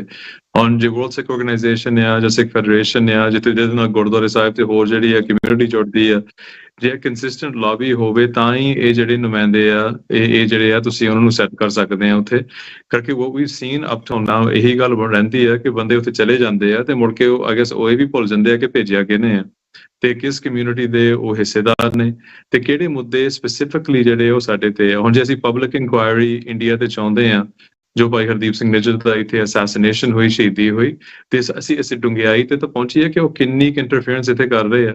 ਜੇ ਉਹ ਨੰਬਰ 2 ਸਿਰਫ ਇਲੈਕਟੋਰਲ ਇੰਟਰਫੇਰੈਂਸ ਦੇ ਵਿੱਚ ਆ 2019 ਤੇ 2021 ਦੇ ਵਿੱਚ, ਤੇ ਉਹਨਾਂ ਦਾ ਜਿੱਦਾਂ ਜਸਟਿਸ ਹੋਗ ਦੀ ਰਿਪੋਰਟ ਨੇ ਕਿਹਾ ਆ ਕਿ ਜਿਹੜੀ ਇੱਥੇ ਫੋਰਨ ਇੰਟਰਫੇਰੈਂਸ ਦੀ ਰਿਪੋਰਟ ਤੇ ਕਮਿਸ਼ਨ ਚੱਲਿਆ ਕਿ ਇੰਡੀਆ ਦੇ ਕੋਈ ਬਰਾਬਰਤਾ ਦੇ ਵਿੱਚ ਕੋਈ ਨਹੀਂ ਹੈਗਾ, ਕੋਈ ਦੇਸ਼ ਨਹੀਂ ਹੈਗਾ ਜਿਹੜੀ ਉਹ ਹਿੰਸਾ ਵਰਤਦੇ ਆ। ਸੋ ਇਹ ਇਨ ਐਂਡ ਆਫ ਇਟਸੈਲਫ ਇਹ ਬਹੁਤ ਕੁਛ ਆ ਕਿ ਸਾਡੀ ਜਿਹੜੀ ਡਿਮਾਂਡਸ ਵੀ ਆ, ਜਿਹੜੇ ਅੱਜ ਜਿਹੜੇ ਮੁੱਦੇ ਆਏ ਆ ਮੋਰੇ, ਅਸੀਂ ਸਿਰਫ ਇਹ ਨੁਮਾਇੰਦਿਆਂ ਨੂੰ ਤਾਂ ਅਸੀਂ ਇਹਨਾਂ ਨੂੰ ਥੋੜਾ ਜਿਹਾ ਅਕਾਊਂਟੇਬਲ ਰੱਖ ਸਕਦੇ ਆ ਜੇ ਅਸੀਂ ਕੰਸਿਸਟੈਂਟ ਤੇ ਸਟਰੋਂਗ ਲੌਬੀ ਉਹਨਾਂ ਨੂੰ ਪੇਸ਼ ਕਰੀਏ ਕਿ ਤੁਹਾਡਾ ਫਰਜ਼ ਬਣਦਾ ਆ ਤੇ ਤੁਹਾਡੀ ਜ਼ਿੰਮੇਵਾਰੀ ਵੀ ਆ ਕਿ ਇੱਕ ਕੈਨੇਡੀਅਨ ਸਿਟੀਜ਼ਨ ਵੀ ਭਾਈ ਹਰਦੀਪ ਸਿੰਘ ਸਨ, ਪਰ ਇੱਕ ਸਿੱਖ ਲੀਡਰ, ਇੱਕ ਸਿੱਖ ਆਗੂ ਜਿਹਨੂੰ ਇੱਥੇ ਗੋਲੀਆਂ ਮਾਰ ਕੇ ਇੱਕ ਗੁਰਦੁਆਰੇ ਸਾਹਿਬ ਦੇ ਵਿੱਚ ਹਜ਼ਾਰਾਂ ਲੋਕਾਂ ਦੇ ਮੂਹਰੇ ਸ਼ਹੀਦ ਕਰ ਦਿੱਤਾ ਗਿਆ। ਐਟ ਅ ਮਿਨੀਮਮ ਜੇ ਅਸੀਂ ਟ੍ਰਾਂਸਨੈਸ਼ਨਲ ਰਿਪਰੈਸ਼ਨ ਤੇ ਫੋਰਨ ਇੰਟਰਫੇਰੈਂਸ ਦੇ ਸਾਰੇ ਜਥੇਬੰਦੀਆਂ ਕੰਮ ਕਰ ਰਹੇ ਹਾਂ, ਉਹਦਾ ਡਿਮਾਂਡ ਇਹ ਹੋਣਾ ਚਾਹੀਦਾ ਆ ਕਿ ਇੰਡੀਆ ਤੇ ਪਬਲਿਕ ਇਨਕੁਆਇਰੀ ਸੋਲਲੀ ਹੋਵੇ, ਕਿਉਂਕਿ ਇੰਨੀ ਹਿੰਸਾ ਹੋਰ ਕੋਈ ਦੇਸ਼ ਜਿਹੜਾ ਨੋਨ ਹੈ ਉਹਨੇ ਵਰਤੀ ਨਹੀਂ ਇਸ ਕੈਨੇਡਾ ਦੇ ਵਿੱਚ, ਤੇ ਕੈਨੇਡਾ ਦੀ ਸੋਵਰਨਟੀ ਨੂੰ ਅੰਡਰਮਾਈਨ ਕੀਤਾ। ਤੇ ਜਿਹੜੇ ਸਿਕਿਉਰਿਟੀ ਤੇ ਇੰਟੈਲੀਜੈਂਸ ਸ਼ੇਅਰਿੰਗ ਐਗਰੀਮੈਂਟਸ ਇੰਡੀਆ ਦੇ ਨਾਲ ਆ ਉਹਨਾਂ ਨੂੰ ਰੱਦ ਕਰਨਾ ਪੈਣਾ, ਕਿਉਂਕਿ ਇੱਥੇ ਲੋਕਲੀ ਵੀ ਸਿੱਖ ਐਕਟਿਵਿਸਟ ਦੇ ਉੱਤੇ ਪੰਜਾਬ ਤੱਕ ਉਹਨਾਂ ਦੀਆਂ ਫੈਮਲੀਜ਼ ਨੂੰ ਹਰਾਸ ਕੀਤਾ ਜਾਂਦਾ ਆ, ਜਦੋਂ ਇਹ ਜਿਹੜੇ ਇਨਫੋਰਮੇਸ਼ਨ ਸ਼ੇਅਰਿੰਗ ਐਗਰੀਮੈਂਟਸ ਦੇ ਵਿੱਚ ਦੇਸ਼ ਜਿਹੜੇ ਆ ਉਹਨਾਂ ਨੇ ਆਪਣੇ ਇੰਡੀਅਨ ਪ੍ਰੋਪਾਗੈਂਡਾ ਦੇ ਨਾਲ ਇੱਥੇ ਉਹ ਇਨਫੋਰਮੇਸ਼ਨ ਭੇਜਦੇ ਆ। ਤੇ ਸਾਡੀਆਂ ਸਿਕਿਉਰਿਟੀ ਏਜੰਸੀਜ਼ ਤਾਂ ਜਿਹੜੇ ਲਾਅ ਐਨਫੋਰਸਮੈਂਟ ਆ ਪਹਿਲੋਂ ਭਾਈ ਹਰਦੀਪ ਸਿੰਘ ਨਿੱਜਰ ਦੀ ਸ਼ਹੀਦੀ ਤੋਂ ਪਹਿਲਾਂ ਉਹਨਾਂ ਨੇ ਆਫਟਨ ਉਹ ਚੀਜ਼ਾਂ ਜਿਹੜੀਆਂ ਆ ਇਨ ਵਿਦ ਲੈ ਕੇ ਉਹਨਾਂ ਨੇ ਜਾ ਕੇ ਸਿੱਖਾਂ ਨੂੰ ਹਰਾਸ ਕਰਨਾ। ਉਹ ਸ਼ਹੀਦੀ ਤੋਂ ਬਾਅਦ ਵੀ seen a little bit of change, ਪਰ ਉਹ ਇਸ ਕਾਰਨ ਨਹੀਂ ਕਿ ਕੋਈ ਪਾਲਿਸੀ ਚੇਂਜ ਹੋਈ ਹੈ, ਉਹ ਇਹ ਆ ਕਿ ਡਿਪਲੋਮੈਟਿਕ ਰੋਲ ਚੱਲ ਰਿਹਾ ਹੈ ਇੰਡੀਆ ਦੇ ਨਾਲ ਉਸ ਕਾਰਨ। ਸੋ ਇਹ ਵੀ ਜਿਹੜੀਆਂ ਚੀਜ਼ਾਂ ਬਹੁਤ ਇੰਪੋਰਟੈਂਟ ਆ ਕਿ ਅਸੀਂ ਮੁੱਦਿਆਂ ਦੀ ਤਾਂ ਗੱਲ ਕਰ ਸਕਦੇ ਹਾਂ, ਪਰ ਉਹਦੇ ਨਾਲ ਜਿਹੜੇ ਕੰਮ ਕਰਨ ਵਾਲੇ ਆ ਇੰਡੀਆ ਨੂੰ ਅਕਾਊਂਟੇਬਲ ਰੱਖਣਾ ਤੇ ਕੈਨੇਡਾ ਦੀ ਪਬਲਿਕ ਸੇਫਟੀ ਤੇ ਨੈਸ਼ਨਲ ਸਿਕਿਉਰਿਟੀ ਲਈ ਇੱਕ ਇਨਕੁਆਇਰੀ ਤੇ ਜਿਹੜੇ ਇੰਟੈਲੀਜੈਂਸ ਸ਼ੇਅਰਿੰਗ ਐਗਰੀਮੈਂਟਸ ਆ ਉਹਨਾਂ ਨੂੰ ਜਾਂ ਤਾਂ ਪਾਜ਼ ਫਰੀਜ਼ ਕਰਨਾ ਪੈਣਾ ਜਾਂ ਬਿਲਕੁਲ ਰੱਦ ਕਰਨੇ ਪੈਣੇ ਆ। ਓਕੇ ਭਾਈ ਗੁਰਪ੍ਰੀਤ ਸਿੰਘ ਜੀ, ਜਿਹੜੀਆਂ ਇਹ ਡਿਮਾਂਡਸ ਬਲਪ੍ਰੀਤ ਸਿੰਘ ਹੋਰਾਂ ਨੇ ਤੇ ਭਾਈ ਮਨਿੰਦਰ ਸਿੰਘ ਹੋਰਾਂ ਨੇ ਸਿੱਖ ਆਰਗੇਨਾਈਜੇਸ਼ਨਸ ਦੇ ਰਿਪਰੈਜ਼ੈਂਟੇਟਿਵ ਦੇ ਵਜੋਂ ਦੱਸੀਆਂ ਨੇ, ਤਾਂ ਤੁਸੀਂ ਸਾਰਾ ਐਨਾਲਿਸਿਸ ਕਰਦੇ ਹੋ ਜੋ ਭਾਵੇਂ ਡਿਬੇਟਸ ਹੋਈਆਂ ਨੇ ਜਾਂ ਜੋ ਲੀਡਰਸ ਬੋਲ ਰਹੇ ਆ ਸਾਰੀਆਂ ਪਾਰਟੀਆਂ ਦੇ, ਤਾਂ ਤੁਹਾਨੂੰ ਕੀ ਲੱਗ ਰਿਹਾ ਕਿ ਕਿਹੜੀ ਪਾਰਟੀ ਜਾਂ ਕਿਹੜੇ ਲੀਡਰਸ ਜਿਹੜੇ ਆ ਉਹ ਵੱਧ ਅਲਾਈਨ ਨੇ ਇਹਨਾਂ ਸਿੱਖ ਡਿਮਾਂਡਸ ਦੇ ਵੱਲ? ਦੇਖੋ, ਇਹ ਜਿਹੜਾ ਵੇਰਵਾ ਤਾਂ ਮਨਿੰਦਰ ਸਿੰਘ ਹੋਣੀ ਜਾਂ ਬਲਪ੍ਰੀਤ ਸਿੰਘ ਹੋਣੀ ਦੇ ਸਕਦੇ ਆ, ਕਿਉਂਕਿ ਇਹਨਾਂ ਦੇ ਕੋਲ ਡਾਟਾ ਆ। ਸੋ ਜਿਹੜੇ ਕੁਐਸਚਨਰਸ ਇਹਨਾਂ ਨੇ ਤਕਰੀਬਨ ਮੈਨੂੰ ਲੱਗਦਾ 30 ਤੋਂ ਵੱਧ ਹਲਕਿਆਂ ਦੇ ਵਿੱਚ ਭੇਜੇ ਸੀਗੇ, ਉਹਦੇ ਵਿੱਚ ਟ੍ਰਾਂਸਨੈਸ਼ਨਲ ਰਿਪਰੈਸ਼ਨ ਤੇ ਅਫਰੋਤੀਆਂ ਵਗੈਰਾ ਤੇ ਪਬਲਿਕ ਸੇਫਟੀ ਦਾ ਇਸ਼ੂ ਸੀਗਾ। ਸੋ ਉਹਦੇ ਵਿੱਚ ਕਿੰਨਿਆਂ ਲੋਕਾਂ ਨੇ ਵਾਪਸ ਇਹਨਾਂ ਨੂੰ ਰਿਪਲਾਈ ਕੀਤਾ, ਕਿੰਨੇ ਕੈਂਡੀਡੇਟਸ ਨੇ ਕਿਹੜੀ ਪਾਰਟੀ ਦੇ ਨਾਲ ਰਿਪਲਾਈ ਕੀਤਾ, ਉਹ ਤਾਂ ਬੈਟਰ ਆ ਵੀ ਇਹਨਾਂ ਦੇ ਕੋਲ ਡਾਟਾ ਦੋਨੇ ਜਥੇਬੰਦੀਆਂ ਦੇ ਨੁਮਾਇੰਦਿਆਂ ਕੋਲ, WSO ਦੇ ਕੋਲ ਤੇ ਸਿੱਖ ਫੈਡਰੇਸ਼ਨ ਕੋਲ, ਇਹ ਬੈਟਰ ਦੱਸ ਸਕਦੇ ਆ। ਪਰ ਲੋਕਾਂ ਦੇ ਵਿੱਚ ਇਸ ਗੱਲ ਦੀ ਜ਼ਰੂਰ ਸ਼ਲਾਘਾ ਆ ਕਿ ਪਹਿਲੀ ਵਾਰ ਇੱਥੇ ਘੱਟੋ ਘੱਟ ਕੈਨੇਡਾ ਦੇ ਵਿੱਚ ਇੰਨੀ ਵੱਡੀ ਪੱਧਰ ਦੇ ਉੱਤੇ ਉਦਮ ਹੋਇਆ। ਜਵਾਬਦੇਹੀ ਜਿਹੜੀ ਆ ਜ਼ਰੂਰ ਲੈਣੀ ਚਾਹੀਦੀ ਆ, ਕਿਉਂਕਿ ਮਸਲੇ ਸਾਡੇ ਹਮੇਸ਼ਾ ਰਹੇ ਆ ਕਮਿਊਨਿਟੀ ਦੇ। ਇਸ ਤੋਂ ਪਹਿਲਾਂ ਸਾਡੇ ਵਾਸਤੇ ਡਰੱਗ ਵਾਇਲੈਂਸ, ਗੈਂਗ ਵਾਇਲੈਂਸ ਬਹੁਤ ਵੱਡਾ ਇਸ਼ੂ ਹੈਗਾ ਆ, ਪਰ ਹੁੰਦਾ ਕੀ ਆ ਕਿ ਸਾਡੇ ਲੋਕ ਜਿਹੜੇ ਆ, ਕਮਿਊਨਿਟੀ ਆ, ਉਹੀ ਚੇਤਨਾ ਨਹੀਂ ਹੈਗੀ। ਸੋ ਉਹ ਜਿਹੜੇ ਆਪਣੇ ਕਮਿਊਨਿਟੀ ਲੀਡਰਸ ਆ, ਨਾ ਤਾਂ ਉਹਨਾਂ ਨੂੰ ਕਦੀ ਪੁੱਛਦੇ ਆ ਵੀ ਤੁਸੀਂ ਕਹਾਂ MPs ਨੂੰ ਜਾਂ MLAs ਨੂੰ ਇਹ ਸਵਾਲ ਕਿਉਂ ਨਹੀਂ ਕਰਦੇ ਹੈਗੇ। ਸੋ ਸਾਡੀ ਜਿਹੜੀ ਕਮਿਊਨਿਟੀ ਐਟ ਸੈਲਫ, ਉਹਨਾਂ ਦਾ ਜ਼ਿਆਦਾ ਧਿਆਨ ਕੀ ਹੁੰਦਾ ਕਿ ਜੇ ਕੋਈ MP ਆ ਜਾਂ ਕੋਈ MLA ਆ, ਅਸੀਂ ਉਹਦੇ ਨਾਲ ਫੋਟੋਆਂ ਖਿਚਾ ਲਈਏ, ਉਹਨੂੰ ਆਪਣੇ ਪਬਲਿਕ ਫੰਕਸ਼ਨਸ ਦੇ ਤੇ ਸੱਦ ਲਈਏ। ਜਵਾਬਦੇਹੀ ਦੀ ਕਿਤੇ ਨਾ ਕਿਤੇ ਘਾਟ ਆ। ਸੋ ਜਿਹੜੀ ਹੁਣ ਯੰਗਰ ਜਨਰੇਸ਼ਨ ਆ ਰਹੀ ਆ ਜਾਂ ਪੜ੍ਹੇ ਲਿਖੇ ਬੱਚੇ ਆ ਰਹੇ ਆ ਮੂਹਰੇ, ਉਹ ਇਹ ਗੱਲਾਂ ਨੂੰ ਸਮਝਦੇ ਆ, ਜਵਾਬਦੇਹੀ ਲੈਣੀ ਚਾਹੁੰਦੇ ਆ। ਸੋ ਜਦੋਂ ਹੁਣ ਉਹ ਜਵਾਬਦੇਹੀ ਮੰਗੀ ਗਈ ਆ ਸਵਾਲਾਂ ਦੇ ਰੂਪ ਦੇ ਵਿੱਚ, ਤਾਂ ਜਿਹੜੀ ਪ੍ਰੈਸ ਰਿਲੀਜ਼ ਇਹਨਾਂ ਦੀ ਆਈ ਸੀ ਉਹਦੇ ਵਿੱਚ ਮੈਨੂੰ ਪਤਾ ਵੀ ਤਕਰੀਬਨ ਸ਼ਾਇਦ 40% ਕੈਂਡੀਡੇਟਸ ਨੇ ਰਿਪਲਾਈ ਕੀਤਾ, ਪਰ ਮੇਰੇ ਕੋਲ ਖੁਦ ਕੋਈ ਡਾਟਾ ਨਹੀਂ ਹੈਗਾ। ਬੈਟਰ ਇਹ ਦੱਸ ਸਕਦੇ ਆ ਕਿ ਕਿਹੜੀ ਪਾਰਟੀ ਦੇ ਕਿੰਨੇ ਜਿਹੜੇ ਕੈਂਡੀਡੇਟਸ ਨੇ ਰਿਪਲਾਈ ਕੀਤਾ, ਸੋ ਉਹਦੇ ਹਿਸਾਬ ਦੇ ਨਾਲ ਆਪਾਂ ਅੰਦਾਜ਼ਾ ਲੱਗ ਸਕਦਾ ਹੈ। ਬਿਲਕੁਲ ਬਲਪ੍ਰੀਤ ਸਿੰਘ ਜੀ, ਤੁਸੀਂ ਦੱਸ ਸਕਦੇ ਹੋ ਕੋਈ ਕਿ ਹੁਣ ਤੱਕ ਦੀ ਕੀ ਰਿਪੋਰਟ ਆ ਉਹਦੇ ਤੇ, ਕੋਈ ਜੇ ਡਾਟਾ ਤੁਸੀਂ ਕੰਪਾਈਲ ਕੀਤਾ ਹੋਵੇ? ਅਸੀਂ ਬੇਸਿਕਲੀ ਕਈ MPs ਦੇ ਨਾਲ ਜਾਂ ਕੈਂਡੀਡੇਟਸ ਦੇ ਨਾਲ ਗੱਲਬਾਤ ਜ਼ਰੂਰ ਕੀਤੀ ਹੈ, ਤੇ ਥੋੜੇ ਬਹੁਤੇ ਅੰਕੜੇ ਮੈਂ ਤੁਹਾਡੇ ਨਾਲ ਸਾਂਝੇ ਕਰ ਲੈਣਾ ਜਿਹੜੇ ਸ਼ਾਇਦ ਤੁਹਾਨੂੰ ਹੈਰਾਨ ਕਰਨਗੇ। ਸੋ ਲਿਬਰਲ ਪਾਰਟੀ ਦੀ ਜਿਹੜੀ ਫੰਡਿੰਗ ਹੈਗੀ ਆ, ਅਪਰੋਕਸੀਮੇਟਲੀ 30% ਪੰਜਾਬੀ ਕਮਿਊਨਿਟੀ ਤੋਂ ਆਉਂਦੀ ਹੈ। ਜਿਹੜੀ ਫੰਡ ਰੇਜ਼ਿੰਗ ਆ 30%, ਤੁਸੀਂ ਆਪ ਅੰਦਾਜ਼ਾ ਲਾ ਲਓ ਕਿ ਕਿੰਨੀ ਇਨਫਲੂਐਂਸ਼ੀਅਲ ਸਾਡੀ ਕਮਿਊਨਿਟੀ ਹੈਗੀ ਆ ਉਸ ਹਿਸਾਬ ਦੇ ਨਾਲ।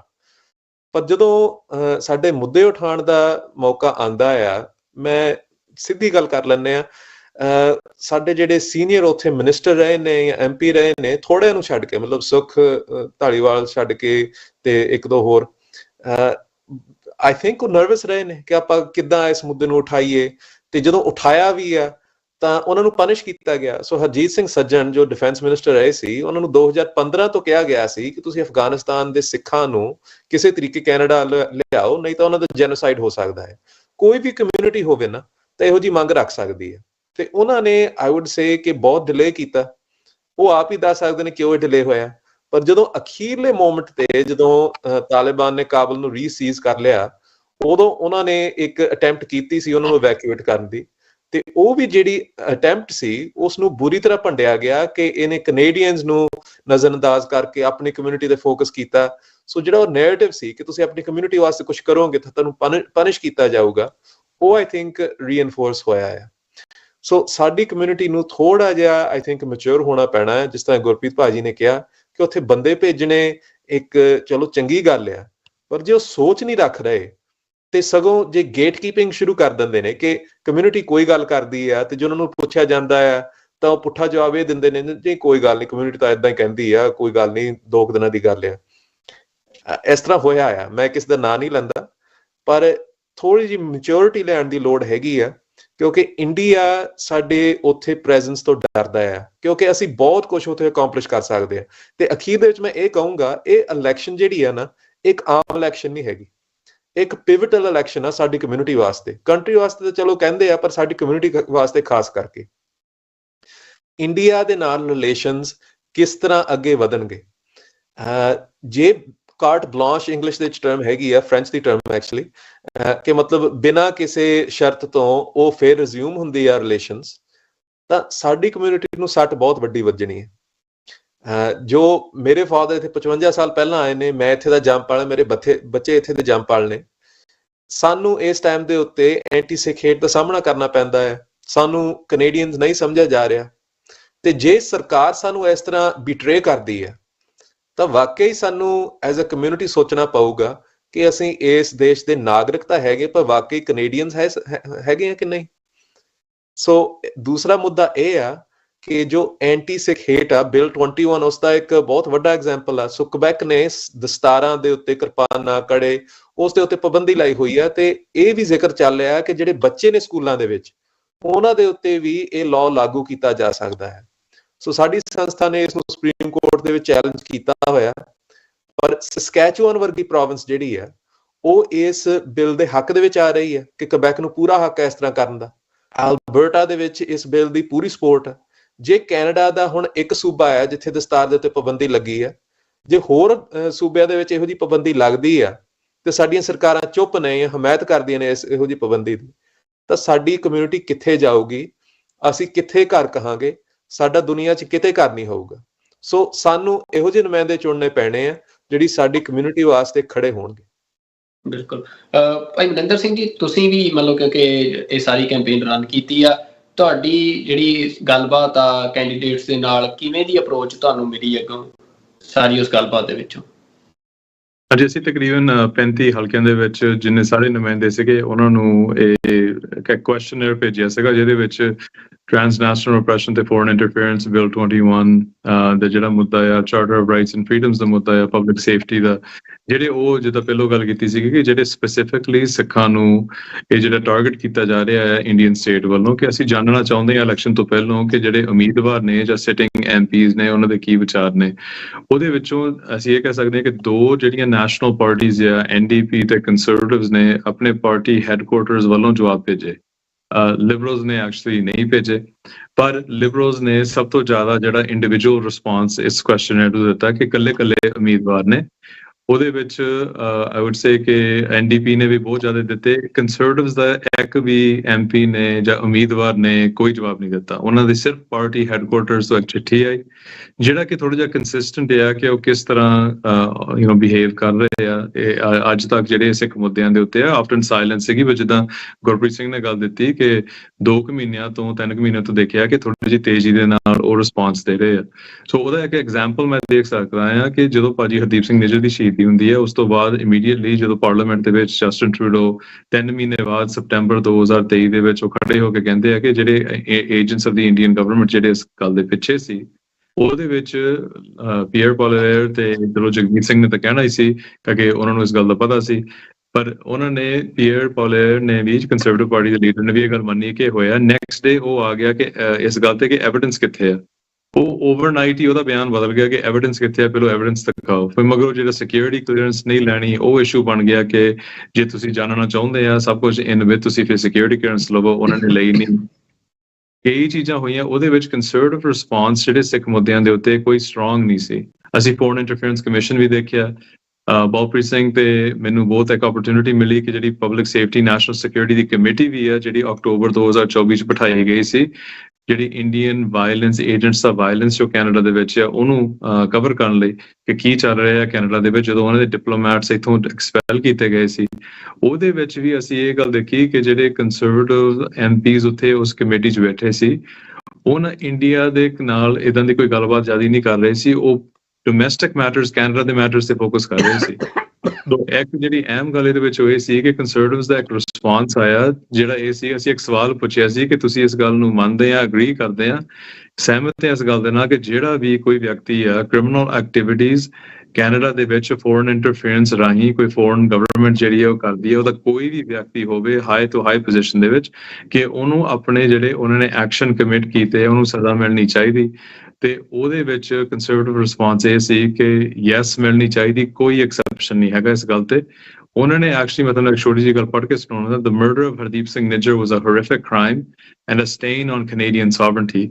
We are glad there have been arrests, but justice demands more than that. It demands real deterrence, full accountability, and action to ensure this never happens again. ਮਤਲਬ ਕਿ ਭਾਜੀ ਹਰਦੀਪ ਸਿੰਘ ਦੀ ਜਿਹੜੀ ਸ਼ਹਾਦਤ ਆ, ਅਸੈਸੀਨੇਸ਼ਨ ਆ, ਇਹ ਪਹਿਲੀ ਵਾਰ ਸਾਨੂੰ ਸੁਣਨ ਨੂੰ ਮਿਲੀ ਲਿਖਤੀ ਰੂਪ ਦੇ ਵਿੱਚ ਜਾਂ ਇਹਨਾਂ ਵੱਲੋਂ ਬੋਲ ਕੇ ਕਿ ਉਹ ਗੱਲ ਜਿਹੜੀ ਆ ਇੱਕ ਕਹਿ ਲਓ ਕਿ ਸਟੇਨ ਆ ਕੈਨੇਡੀਅਨ ਦੀ ਸੋਵਰਨਟੀ ਉਹਦੇ ਉੱਤੇ। ਤੇ ਇਹ ਜਿਹੜੇ ਅਰੈਸਟ ਤਾਂ ਠੀਕ ਹੈ, ਪਰ ਇਸ ਤੋਂ ਅੱਗੇ ਇਹਨੂੰ ਰੋਕਣਾ ਆ, ਤਗੜੇ ਸਟੈਪਸ ਲੈਣੇ ਪੈਣੇ ਆ, ਜਿੱਦਾਂ ਅਸੀਂ ਪਬਲਿਕ ਇਨਕੁਆਇਰੀ ਦੀ ਗੱਲ ਕਰ ਰਹੇ ਹਾਂ। ਇਹ ਹਾਲੇ ਕਿ ਗੱਲਾਂ ਬਾਤਾਂ ਤਾਂ ਠੀਕ ਆ, ਪਰ ਜਿਹੜੇ ਉਹਨਾਂ ਦੇ ਐਕਸ਼ਨਸ ਆ ਉਹ ਸਾਨੂੰ ਇਦਾਂ ਨਹੀਂ ਲੱਗ ਰਿਹਾ ਕਿ ਉਹ ਕੁਝ ਹਾਲੇ ਤੱਕ ਤਾਂ ਕੀਤਾ ਨਹੀਂ, ਨਾ ਉਹਨਾਂ ਨੇ ਆਪੋਜੀਸ਼ਨ ਦੇ ਵਿੱਚ ਕੋਈ ਆਵਾਜ਼ ਉਠਾਈ ਆ, ਹੁਣ ਉਠਾ ਰਹੇ ਆ ਐਨ ਹਫ਼ਤੇ 2 ਹਫ਼ਤੇ ਇਲੈਕਸ਼ਨ ਤੋਂ ਪਹਿਲਾਂ। ਸੋ ਜਵਾਬ ਠੀਕ ਆ, ਪਰ ਜਿਹੜੇ ਉਹਦੇ ਪਿੱਛੇ ਐਕਸ਼ਨ ਆ ਜੋ ਪਿਛਲੇ 1.5-2 ਸਾਲ ਤੋਂ ਸਾਨੂੰ ਨਹੀਂ ਦੇਖਣ ਲਈ ਮਿਲਿਆ, ਉਹਦੇ ਲਈ ਸਾਨੂੰ ਥੋੜਾ ਜਿਹਾ ਇਸ ਗੱਲ ਤੇ ਸਾਵਧਾਨ ਵੀ ਰਹਿਣਾ ਪੈਣਾ ਆ। ਸਾਨੂੰ ਤਕਰੀਬਨ ਜਿਹੜੇ ਰਿਸਪੌਂਸਸ ਆ ਸਾਰੀਆਂ ਪਾਰਟੀਆਂ ਵੱਲੋਂ ਫੰਡਿੰਗ ਤੋਂ ਲੈ ਕੇ ਬਿਲ 21 ਤੋਂ ਲੈ ਕੇ ਸਾਰਿਆਂ ਤੇ ਰਿਸਪੌਂਸ ਤਾਂ ਠੀਕ ਸੀਗੇ, ਉਹ ਅਸੀਂ ਹੁਣ ਜਨਤਕ ਵੀ ਕਰ ਦਿੱਤੇ ਆ ਸੋਸ਼ਲ ਮੀਡੀਆ ਦੇ ਉੱਤੇ, ਕੋਈ ਜਾ ਕੇ ਉਹਨੂੰ ਪੜ੍ਹ ਵੀ ਸਕਦੇ ਆ, ਕਾਫੀ ਲੈਂਥੀ ਆ, ਪਰ ਅਸੀਂ ਸਾਰਾ ਕੁਝ ਪਬਲਿਕ ਕਰਨਾ। ਉਹ ਜਿਹੜੀਆਂ ਚਿੱਠੀਆਂ ਵੀ ਉਹਨਾਂ ਵੱਲੋਂ ਆਈਆਂ ਆ ਉਹ ਵੀ ਅਸੀਂ ਜਨਤਕ ਕਰਨੀਆਂ ਕਿ ਤੁਸੀਂ ਪੜ੍ਹ ਸਕਦੇ ਆ, ਕਿਉਂਕਿ ਉਹਦਾ ਮਤਲਬ ਇਹ ਆ ਕਿਸੇ ਦੀ ਵੀ ਸਰਕਾਰ ਬਣੇ ਬੰਦਿਆਂ ਨੇ ਕਮਿਟ ਕੀਤਾ ਆ, ਪਬਲਿਕਲੀ ਇਨ ਰਾਈਟਿੰਗ ਕਮਿਟ ਕੀਤਾ ਆ, ਤੇ ਗਾਂ ਜਦੋਂ ਸਾਡੀ ਲੌਬੀ ਚੱਲਣੀ ਆ, WSO ਦੀ ਚੱਲਣੀ ਆ, ਸਿੱਖ ਜਥੇਬੰਦੀਆਂ ਉਹਨਾਂ ਨੂੰ ਫਿਰ ਐਟਲੀਸਟ ਅਕਾਊਂਟੇਬਲ ਰੱਖ ਸਕਦੇ ਸੀ ਕਿ ਤੁਸੀਂ ਆਹ ਗੱਲਾਂ ਕੀਤੀਆਂ ਆ।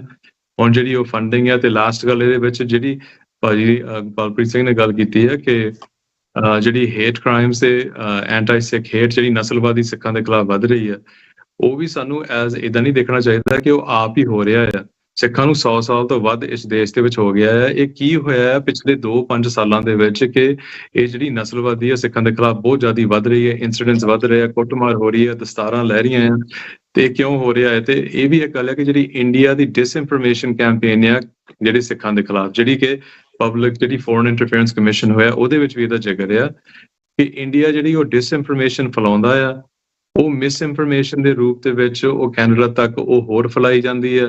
ਜਿਹੜੇ ਇੱਕ ਰਾਈਟ ਵਿੰਗ ਕਹ ਲਓ ਕਿ ਇੱਕ ਰੇਸਿਸਟ ਵਿੰਗ ਆ ਜਿਹੜਾ ਇੱਥੇ ਕੈਨੇਡਾ ਦੇ ਵਿੱਚ ਆ, ਉਹ ਇਸ ਚੀਜ਼ ਨੂੰ ਲੈ ਕੇ ਉਹਨਾਂ ਨੂੰ ਇੱਕ ਕਾਰਨ ਬਣ ਜਾਂਦਾ ਕਿ ਵਾਕਈ ਜਿਹੜੇ ਸਿੱਖ ਆ ਉਹ ਕੈਨੇਡਾ ਲਈ ਇੱਕ ਥ੍ਰੈਟ ਬਣੇ ਆ, ਤੇ ਉਹ ਇੰਡੀਆ ਦਾ ਡਿਸਇਨਫੋਰਮੇਸ਼ਨ ਹੁੰਦਾ ਆ, ਉਹ ਕੈਨੇਡਾ ਤੱਕ ਸੋਸ਼ਲ ਮੀਡੀਆ ਹੋਰ ਰਾਹੀਂ ਇੱਥੇ ਪਹੁੰਚਦਾ ਆ। ਤੇ ਇੱਥੇ ਉਹ ਜਿਹੜੇ ਲੋਕ ਆ, ਜਿੱਦਾਂ ਕਹਿ ਲਓ ਕਿ ਅਮਰੀਕਾ ਦੇ ਵੀ ਇਹ ਗੱਲ ਦੇਖਣ ਲਈ ਮਿਲੀ ਕਿ ਉਹ ਲੋਕ ਗੈਲਵਨਾਈਜ਼ ਹੋ ਜਾਂਦੇ ਆ, ਉਹਨਾਂ ਨੂੰ ਇੱਕ ਕਾਰਨ ਇੱਕ ਐਕਸਕਿਊਜ਼ ਮਿਲ ਜਾਂਦੀ ਹੈ ਕਿ ਹਾਂ ਇਹ ਗੱਲ ਸਹੀ ਆ ਕਿ ਜਿਹੜੇ ਕੈਨੇਡਾ ਦੇ ਵਿੱਚ ਸਿੱਖ ਆ ਇਹ ਕੈਨੇਡਾ ਨੂੰ ਹੀ ਬਰਬਾਦ ਕਰ ਰਹੇ ਆ, ਕੈਨੇਡਾ ਦੇ ਵਿੱਚ ਹੀ ਸਾਡੇ ਇੱਕ ਜੌਬਸ ਲੈ ਰਹੇ ਆ, ਕੈਨੇਡਾ ਦੇ ਵਿੱਚ ਹੀ ਵਾਇਲੈਂਸ ਕਰਦੇ ਆ, ਕੈਨੇਡਾ ਦੇ ਵਿੱਚੋਂ ਇਹ ਆ ਚੀਜ਼ਾਂ ਨੂੰ ਕਹਿ ਲਓ ਕਿ ਸਪੋਰਟ ਕਰਦੇ ਆ, ਜਿੱਦਾਂ ਇੰਡੀਆ ਸ਼ੋਅ ਕਰਨਾ ਚਾਹੁੰਦਾ ਕਿ ਟੈਰਰਿਜ਼ਮ ਤੇ ਐਕਸਟ੍ਰੀਮਿਜ਼ਮ, ਤੇ ਉਹਦੇ ਕਾਰਨ ਇਹ ਜਿਹੜੀ ਨਸਲਵਾਦੀ ਆ, ਰੇਸਿਸਟ ਇਨਸੀਡੈਂਟਸ ਆ, ਇਸ ਕਾਰਨ ਇਹ ਜ਼ਿਆਦਾ ਵੱਧ ਰਹੇ ਆ ਕਿਉਂਕਿ ਇੰਡੀਆ ਦੀ ਜਿਹੜੀ ਡਿਸਇਨਫੋਰਮੇਸ਼ਨ ਕੈਂਪੇਨ ਆ ਇਹ ਵੀ ਬਹੁਤ ਵੱਡੀ ਗੱਲ ਆ ਇਹਦੇ ਵਿੱਚ ਕਿ ਇਹ ਸਾਰਾ ਕੁਝ ਲਿੰਕਡ ਆ, ਇਹਨੂੰ ਇੱਕ ਚੀਜ਼ ਨੂੰ ਨਹੀਂ ਅਸੀਂ ਲੈ ਸਕਦੇ, ਇਹ ਸਾਰਾ ਕੁਝ ਜਦੋਂ ਅਸੀਂ ਇਕੱਠਾ ਕਰਦੇ ਆ। ਇੰਡੀਆ ਦਾ ਹੱਥ ਮੈਜੋਰਿਟੀ ਜਿਹੜੀ ਸਿਚੁਏਸ਼ਨ ਸਿੱਖਾਂ ਦੀ ਇੱਥੇ ਕੈਨੇਡਾ 'ਚ ਬਣੀ ਆ ਉਹ ਇੰਡੀਆ ਦੇ ਕਰਕੇ ਆ, ਤੇ ਕੈਨੇਡਾ ਦੀ ਸਰਕਾਰ ਜਿਹੜੀ ਆ ਅਸੀਂ ਚਾਹੁੰਦੇ ਆ ਕਿ ਜਿੱਦਾਂ ਹੁਣ ਨੈਕਸਟ ਬਣਨੀ ਆ ਉਹਦੇ ਵਿੱਚ ਸਾਡੇ ਕੋਲ ਇਹ ਜਿਹੜੀ ਕੁਐਸਚਨੇਅਰ ਦੇ ਰਾਹੀਂ ਉਹਨਾਂ ਦੇ ਆਪ ਦੇ ਜਿਹੜੇ ਕਮਿਟਮੈਂਟਸ ਦੇ ਰਾਹੀਂ ਅਸੀਂ ਉਹਨਾਂ ਨੂੰ ਫਿਰ ਅਕਾਊਂਟੇਬਲ ਰੱਖੀਏ ਕਿ ਇੰਡੀਆ ਨਹੀਂ ਇਹ ਹੈਗਾ, ਕੈਨੇਡਾ ਦੀ ਸੋਵਰਨਟੀ ਨੂੰ ਜੇ ਤੁਸੀਂ ਪ੍ਰੋਟੈਕਟ ਕਰਨਾ ਆ ਤੇ ਜਿਹੜੇ ਕੈਨੇਡਾ ਦੇ ਵਿੱਚ ਲੋਕ ਰਹਿੰਦੇ ਆ ਤੁਹਾਨੂੰ ਉਹਨਾਂ ਦੀ ਸੁਣਨੀ ਪੈਣੀ ਹੈ, ਨਾ ਕਿ ਜਿਹੜੀ ਇਹ ਡਿਸਇਨਫੋਰਮੇਸ਼ਨ ਇੰਡੀਆ ਤੋਂ ਆ ਰਹੀ ਹੈ। ਓਕੇ ਭਾਈ ਗੁਰਪ੍ਰੀਤ ਸਿੰਘ ਜੀ, ਮੈਂ ਤੁਹਾਤੋਂ ਇਹ ਜਾਣਨਾ ਚਾਹੁੰਦਾ ਕਿ ਜਿਹੜਾ ਸਿੱਖ ਮਨ ਆ ਇਸ ਟਾਈਮ, ਮਤਲਬ ਜਿਹੜੇ ਸਿੱਖ ਵੋਟਰ ਨੇ, ਤਾਂ ਉਹਨਾਂ ਦੇ ਦਿਮਾਗ ਦੇ ਵਿੱਚ ਕਿਹੜਾ ਫੈਕਟਰ ਸਭ ਤੋਂ ਇੰਪੋਰਟੈਂਟ ਤੁਹਾਨੂੰ ਨਜ਼ਰ ਆ ਰਿਹਾ ਜਿਹੜਾ ਕਿ ਡਿਸਿਸਿਵ ਰੋਲ ਪਲੇ ਕਰੂਗਾ ਵੋਟ ਪਾਉਣ ਲੱਗੇ?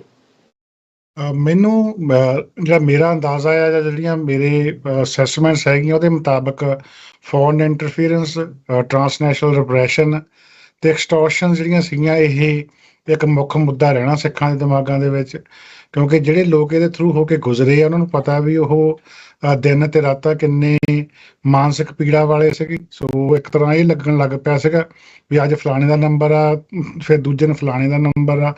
ਕੋਈ ਵੀ ਵਪਾਰੀ ਆਪਣੇ ਆਪ ਨੂੰ ਸੇਫ ਨਹੀਂ ਸੀ ਸਮਝ ਰਿਹਾ ਵੀ ਪਹਿਲਾਂ ਸਾਨੂੰ ਇਹ ਇੰਡੀਆ 'ਚ ਟਾਰਗੇਟ ਕਰਦੇ ਸੀਗੇ, ਹੁਣ ਇੱਥੇ ਵੀ ਕੈਨੇਡਾ ਅਮਰੀਕਾ ਦੇ ਵਿੱਚ ਆ ਕੇ ਵੀ ਅਸੀਂ ਸੁਰੱਖਿਅਤ ਨਹੀਂ। ਸੋ ਉਹ ਇੱਕ ਵੱਡਾ ਮੁੱਦਾ ਰਹਿਣਾ ਆ।